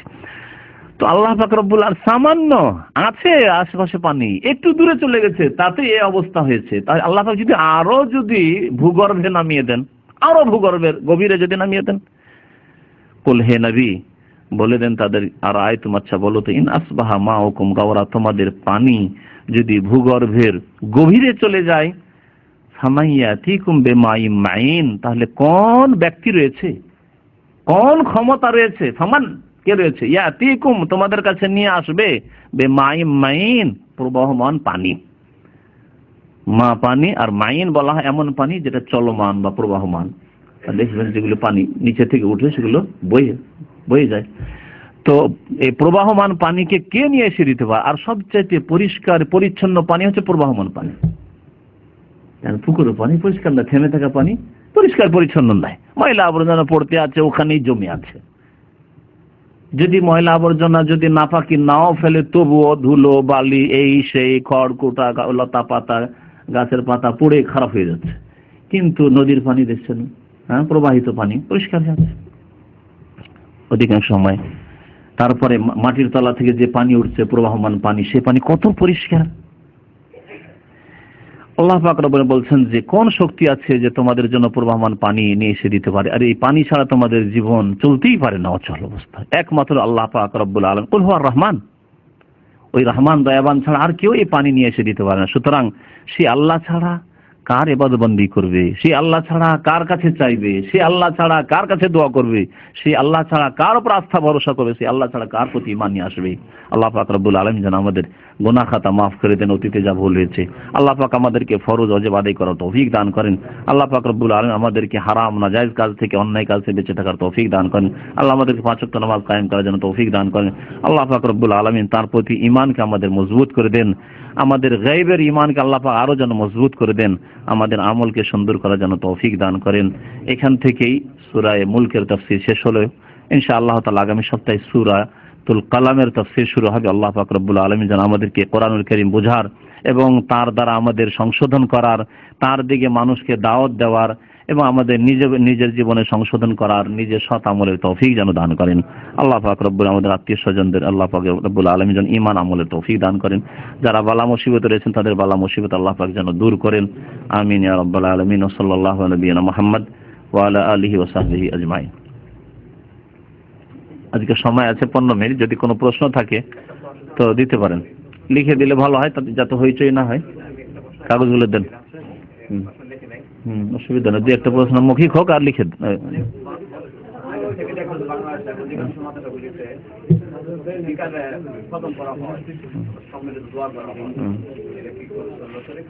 আমাদের ভাই আবু হানিফা সাহেব জিজ্ঞেস করছেন, মাদ্রাসা পড়া লোক তো, মাদ্রাসার অবস্থা জিজ্ঞাসা করছেন যে বিকালবেলা মাদ্রাসায় খতম পড়া, কিসের খতম? খতমে ইউনুস। খতমে ইউনুস এক বিদআত। ইউনুস আলাইহিস সালামের দোয়া এত লাখবার পড়তে হবে, এটা কোন হাদিস আছে? মা আনজালাল্লাহু বিহা মিন সুলতান। আজকে জুমা মসজিদের খতিব বারবার এই আয়াতটি রিপিট করছিলেন, হ্যাঁ, বারবার এই আয়াতটি রিপিট করছিলেন যে আল্লাহ পাক এর কোনো দলিল নাযিল করেননি। তাহলে আমাদের জন্য দলিল সেটি যার দলিল আল্লাহ পাক নাযিল করেছেন, সেটা দলিল।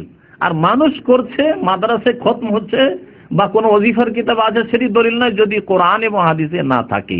ইউনুস আলাইহিস সালাম এই দোয়া করেছেন, লা ইলাহা ইল্লা আনতা সুবহানাকা ইন্নী কুনতু মিনাজ জালিমিন। আপনিও করেন, বালা মুসিবত আছে না, অথবা এমনি করেন, আপনি যখন তখন করেন, কিন্তু তার জন্য একটা কোর্স করবেন যে এত হাজারবার, এত লাখবার এক মজলিসে খতম দিতে হবে, এটি বিদআত। মা আনজালাল্লাহু বিহা মিন সুলতান।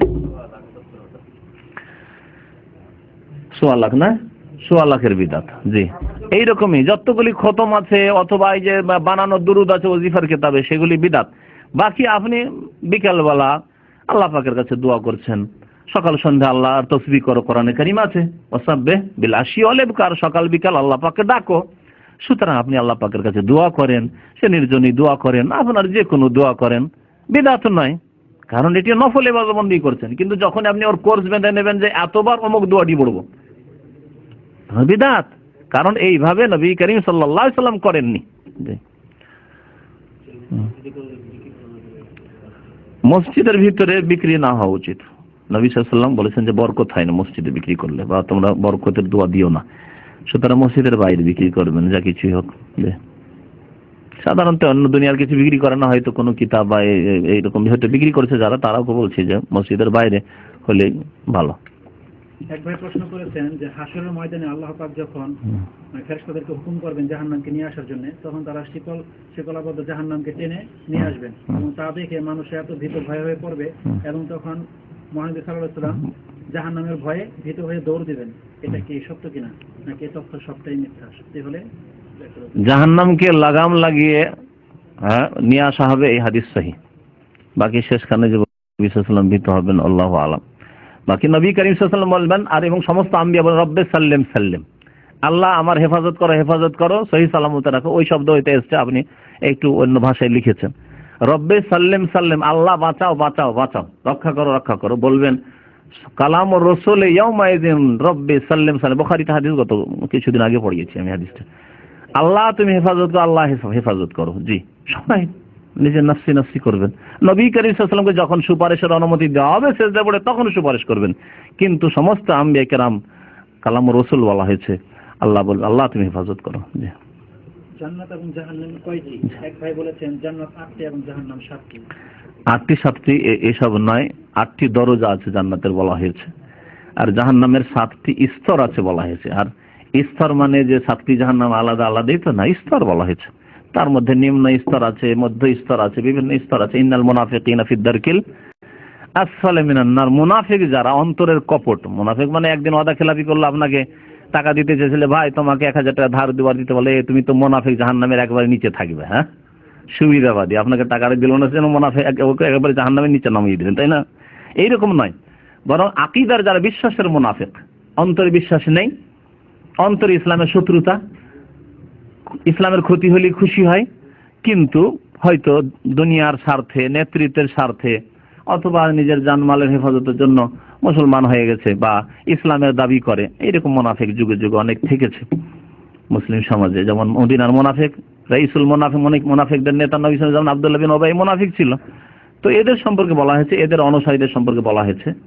আর এর লক্ষণ হচ্ছে যে ইসলামের ক্ষতি হলে খুশি, এটা নামাজি লোকের খুশি হলে খুশি, ক্ষতি হলে খুশি, এটা ভালো মানুষের বিপদ আপদ হলে খুশি, মুসলিম উম্মতের ক্ষতি হলে খুশি, আর কাফের যদি জয়ী হয় তো তাতে খুশি।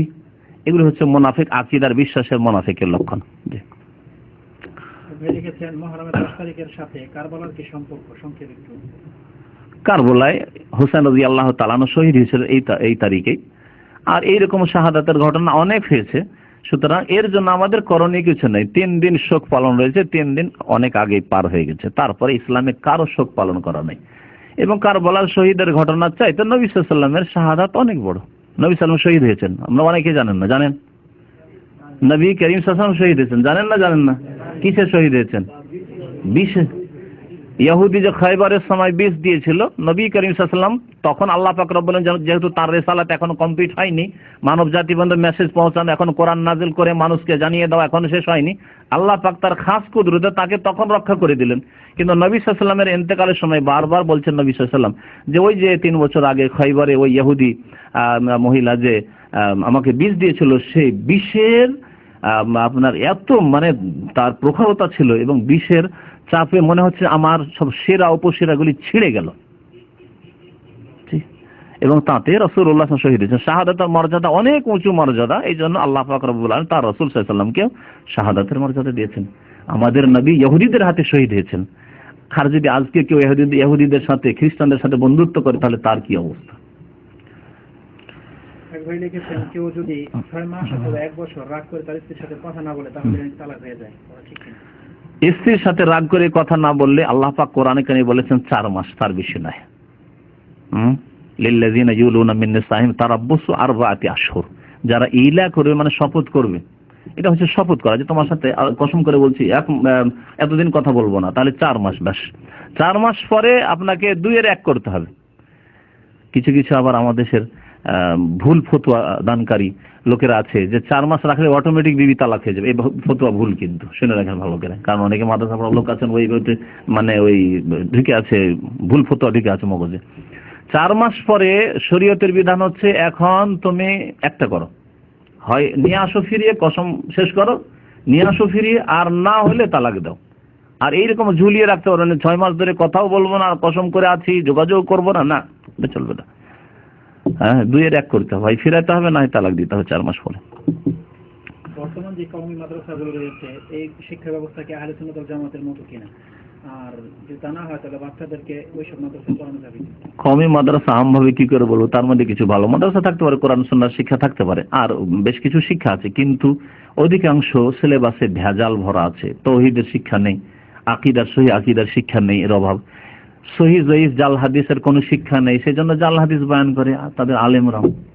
সুদূর চীনে গিয়ে ইলম শিখতে যাও। চীনে কোন কালে কোন মাদ্রাসা ছিল বলুন দেখি? হ্যাঁ, যে চীনে তুমি ইলম শিখতে যাও।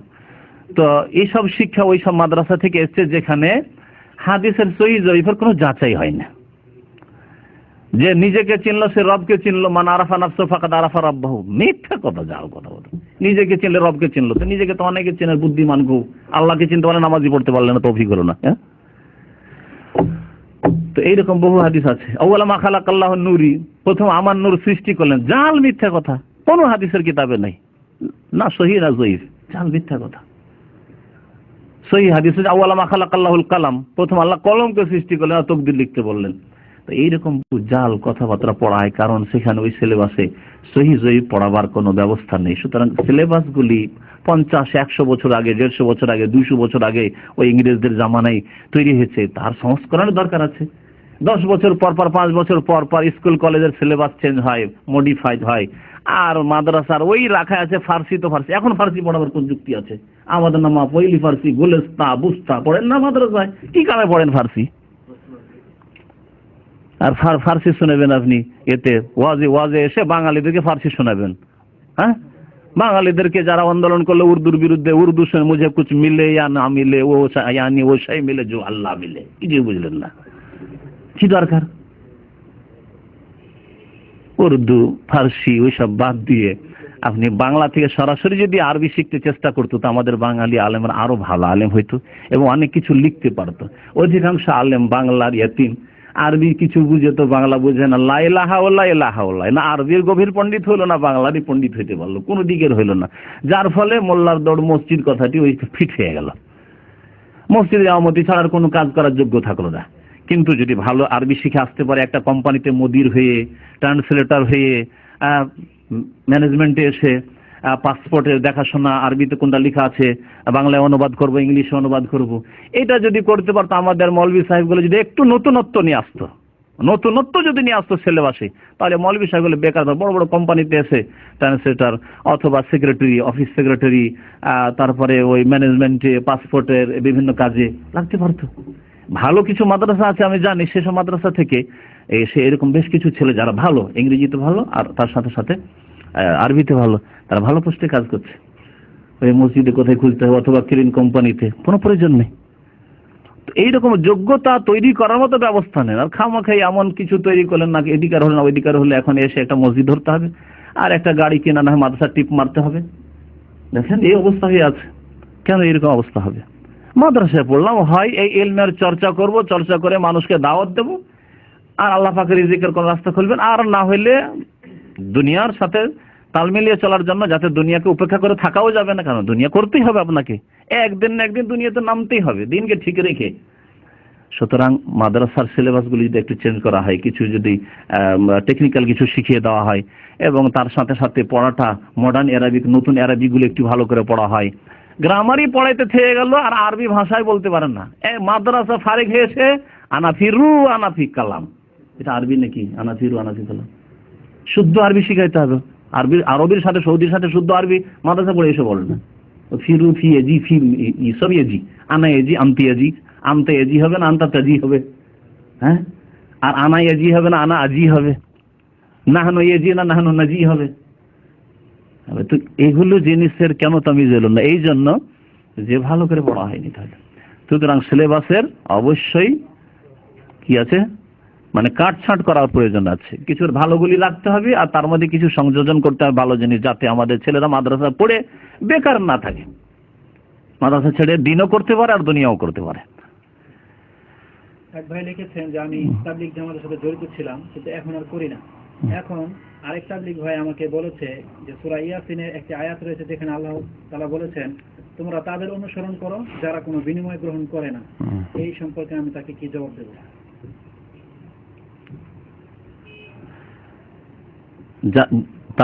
তোমরা তাদের অনুসরণ করো মানে কি? নবী সাল্লাল্লাহু আলাইহি ওয়াসাল্লাম অনুসরণ নয়, তোমরা তাদের অনুসরণ করো যারা বিনিময় গ্রহণ করে না, বিনিময় গ্রহণ করেন রাসূলুল্লাহ সাল্লাল্লাহু আলাইহি ওয়াসাল্লাম, ঠিক না? এবং এখানে অনুসরণ করতে বলা হয়েছে ইত্তাবিউ মাল্লা ইয়াসআলুকুম আজরান ওয়া হুম মুহতাদুন। আমি আয়াতটা পড়িয়ে দিচ্ছি সূরা ইয়াসিনের। তোমরা অনুসরণ করো ওই ব্যক্তির, এই না যে তাদের বলা হয়নি, ওই ব্যক্তির মানে রাসূলুল্লাহ সাল্লাল্লাহু আলাইহি ওয়াসাল্লামের। মাল্লা ইয়াসআলুকুম আজরান, তোমাদের কাছে করে, তোমাদের কাছে চায় না যে টাকা দাও পয়সা দাও। কোনখানে আপনাকে বলা হয়েছে ইসলামিক সেন্টারে আসছেন তো যে টাকা দাও তাহলে তোমাকে ক্লাসে বসতে দেবো, হ্যাঁ, টাকা দেয় তাহলে নামাজের মাসলা বলবো, হ্যাঁ, গোটা দুনিয়া থেকে ঘুম হারাম করে রাত 11টা 12টা ফজর পর শুরু করে টেলিফোন করতে, কোনখানে বলা হয়েছে তোমার মাসলার উত্তর দেবো পয়সা দিলে? পয়সা না দিলে উত্তর দেবো না। তো ইত্তাবিউ মাল্লা ইয়াসআলুকুম আজরান, নবী সাল্লাল্লাহু আলাইহি ওয়াসাল্লাম অনুসরণ করতে বলা হয়েছে। এখানে বলা হয়নি যে এক দল বেরিয়ে পড়েছে আর ওই দল যেহেতু তোমাদের কাছে আর পয়সা টেশন নাই না, আর খুব দেখাতে যে খুব সাদা সিধা, তাদের আখলাক আমল আখলাক চরিত্র বেশ ভালো, এতে কোনো সন্দেহ নেই, আর ওদের অনুসরণ করে, এই কথা বলা হয়নি। তাহলে এটা তো 60 বছর আগে পয়দা হলো। তাহলে এই 1400 বছরে কাদের বলা হয়েছে আয়াতটা কি এখন 60 বছর আগে নাযিল হলো না 1400 বছর আগে নাযিল হয়েছে? তাহলে এতদিন পর্যন্ত এই আয়াতের উপর আমল করেছে না করেনি সাহাবায়ে কেরাম তাবেঈনরা? হ্যাঁ, তখন কেমন করে আমল হয়েছে আয়াতের উপর? বোঝা গেল যে আয়াতের অর্থ হচ্ছে যে নবী করিম সাল্লাল্লাহু আলাইহি ওয়াসাল্লাম তোমাদের কাছে কোনো পারিশ্রমিক চান না, তার অনুসরণ করো। আর তার অনুসরণ তার ইন্তেকাল পর করতে হলে কোরআন হাদিসের অনুসরণ করো। কোরআন হাদিস ছাড়া কিচ্ছা কাহিনী কোন হাদিসে আছে যে কবরের কাছে গেলে আর দুরূদ পড়লে হাত বেরিয়ে চলে আসে? কোন হাদিস আছে বলে? ফাজাইল আমলে আছে। তাহলে ওদের অনুসরণ করবেন না কোরআন হাদিসের অনুসরণ করবেন? বলেন দেখি। ইত্তাবিউ মাল্লা ইয়াসআলুকুম আজরান মানে ফাজাইল আমল অনুসরণ করো যাতে হাত বেরিয়ে চলে আসে। ওয়ালাইকুম আসসালাম জবাব চলে আসে। আসসালামু আলাইকুম ইয়া রাসূলুল্লাহ বললে নবীর কবরের কাছে ওয়ালাইকুম আসসালাম, শত শত জায়গায় ফাজাইল আমলে আছে। এর অনুসরণ করতে বলা হয়েছে। কোন হাদিসে আছে যে মা আয়েশাকে একবার ওয়ালাইকুম আসসালামের জবাব এসেছে? তার চাইতে প্রিয় আর কে ছিল নবীর কাছে? ফাতেমা 6 মাস বেঁচে থাকে নবীর পরে, কোনখানে ফাতেমাকে ওয়ালাইকুম আসসালামের জবাব এসেছিল যে বেটি তোমাকে ওয়ালাইকুম আসসালাম? হ্যাঁ, আবু বকরকে কোনখানে? আবু বকর চাইতে শ্রেষ্ঠ ব্যক্তি উম্মতের আছে কে? বলেন দেখি কোনখানে ওয়ালাইকুম আসসালাম জবাব এসেছে? ওই আহমদ রেফাই বিদাতি মিশরের, তার জবাব এসেছে। আর জিলানি পেয়েছে, আহমদ রেফাইয়ের ঘটনা বয়ান করেছে, ওয়ালাইকুম আসসালাম জবাব এলো আর হাত বেরিয়ে চলে এলো। আল্লাহ গেল মুসাফা করতে, এটাই মুসাফারে 90,000 লোক মুসাফা করলো। 90,000 লোক যদি মুসাফা করে তো সবাই দিনের মতো জানবে, আবার শুধু একটা বিদাতি কিতাবে কেন থাকবে? বুঝতে পারছেন না? 90,000 লোক যদি নবীর হাত দেখে থাকেন তাহলে শুধু একটা কিতাবে সীমিত থাকবে, দুটো কিতাবে সীমিত থাকবে না, সকল উম্মত সাক্ষী দেবে যে হ্যাঁ নবীর হাত দেখা গেছে। আর শুধু ওই একবারই দেখা যায় আহমদ রেফাই যখন মিশর থেকে আসলো তখন আর দেখা যাবে না নবীর হাত? আগেও গেল না, পরেও গেল না। এসব বিদাতি কথাবার্তা ফাজাইল আমলে আছে বলতে কিছু বাধ্য করলেন, সেই জন্য বললাম। না হলে ফাজাইল আমল পরে কিছুটা আলোচনা এর আগে হয়ে গেছে, যথেষ্ট আলোচনাগুলো শুনলেই।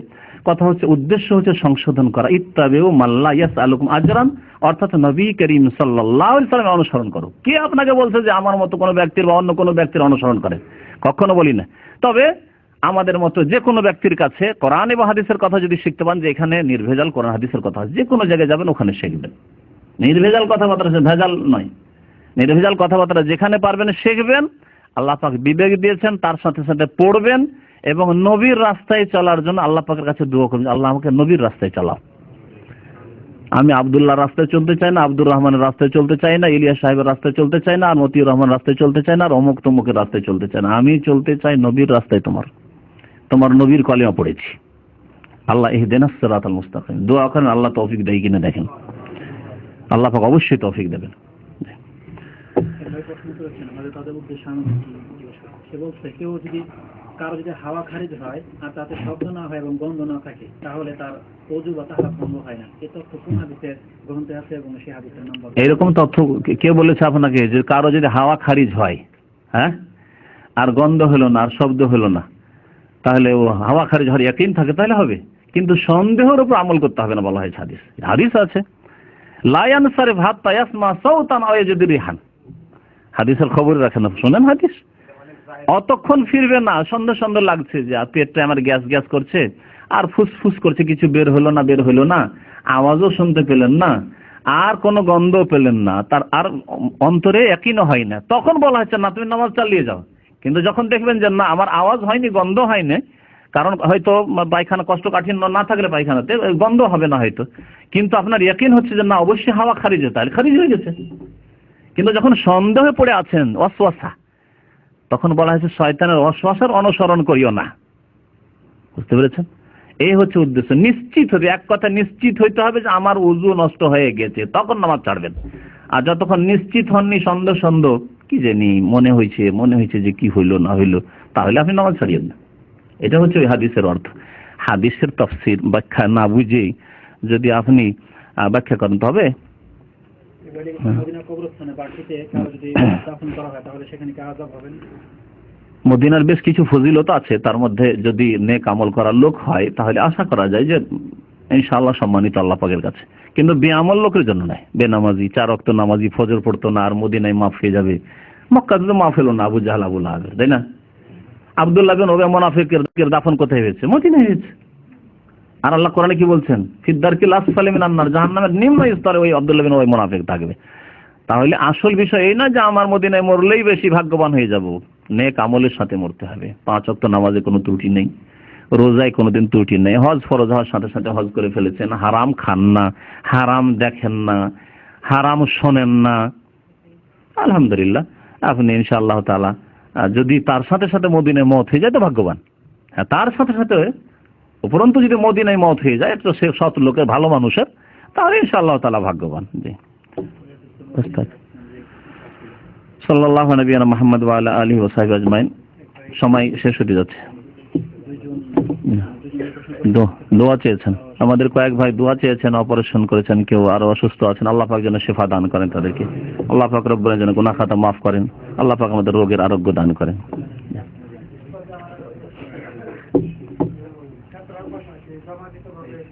ফিতরা আলোচনা হয়ে গেছে, জি। আবার ফিতরা আসবে 9 মাস পর, তখন আচ্ছা অতি আছে, পাঠিয়ে দেবেন। 1-1.5 ঘন্টা আলোচনা আছে ফিতরা।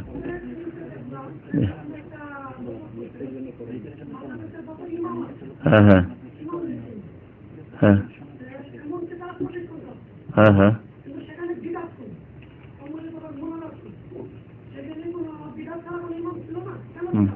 সম্মিলিত মোনাজাত আমাদের দেশে এতদিন ধরে চলে আসছে, এত তাড়াতাড়ি সবকিছু উঠিয়ে দেয়। ওর চাইতে বড় বিদাত উঠান, কবর মাজারগুলি উঠান আগে। মোনাজাত এখন উঠাবার সময় হয়নি। এখন প্রথম যেটা উঠাইতে হবে সেটাই পাকা কবর, যেখানে আল্লাহ ছাড়া অন্যকে সেজদা হচ্ছে। লক্ষ লক্ষ কবরে আল্লাহ ছাড়া অন্যকে সেজদা করা হচ্ছে আল্লাহর সামনে, এটা প্রথম উঠাইতে হবে। এই আন্দোলনটাতে যদি কামিয়াব হয়ে যান তো কমপক্ষে যদি কিছু বিদাতি হয় মারে জান্নাত পাওয়া যাবে, কিন্তু এই মাজার পূজা করে জান্নাত পাওয়া যাবে না। কেউ যদি সম্মিলিত মোনাজাত করেও চলে যায় আর সে সঠিক জানতো না অথবা পেরে উঠতে পারেনি এখনো সমাজের চাপে, বিদাতিদের চাপে, তো আল্লাহ হয়তো মাফ করে দেবে। কিন্তু এই কবর মাজার পূজা কখনো আল্লাহ মাফ করবে না, শিরকের গুনাহ। তা আমাদের বড় রোগ শরীরে থাকতে ছোট রোগের চিকিৎসা করলে হবে? নাকে সর্দি আর পেটে ব্যথায় থাকতে পারেন না, কোন ওষুধ দেবেন? পেটের ব্যথার ওষুধ দিতে হবে। হ্যাঁ হ্যাঁ, তো 2 লাখ আছে সেই জন্য তারও মোনাজাত করতে হয়েছে। 10টা লোকের ট্যাকেল দেওয়া, সামলে নেওয়া সমাজ। এই লোকটিকে বলা যেতে পারে যে ভাই এই মোনাজাত সম্মিলিত নেই, হয়তো মেনে নেবে, এতেও কিছু লোক হয়তো মানতে রাজি হবে না। আর 2 লাখ লোককে তো সামলানো আরো বিপদ, হইচই করে উঠবে একেবারে। হক জানা দরকার নাই, সংখ্যাগরিষ্ঠ গণতন্ত্রের দেশে বাস করি, আমাদের সংখ্যা বেশি, আমরা মোনাজাত পার্টি বেশি, তাই না?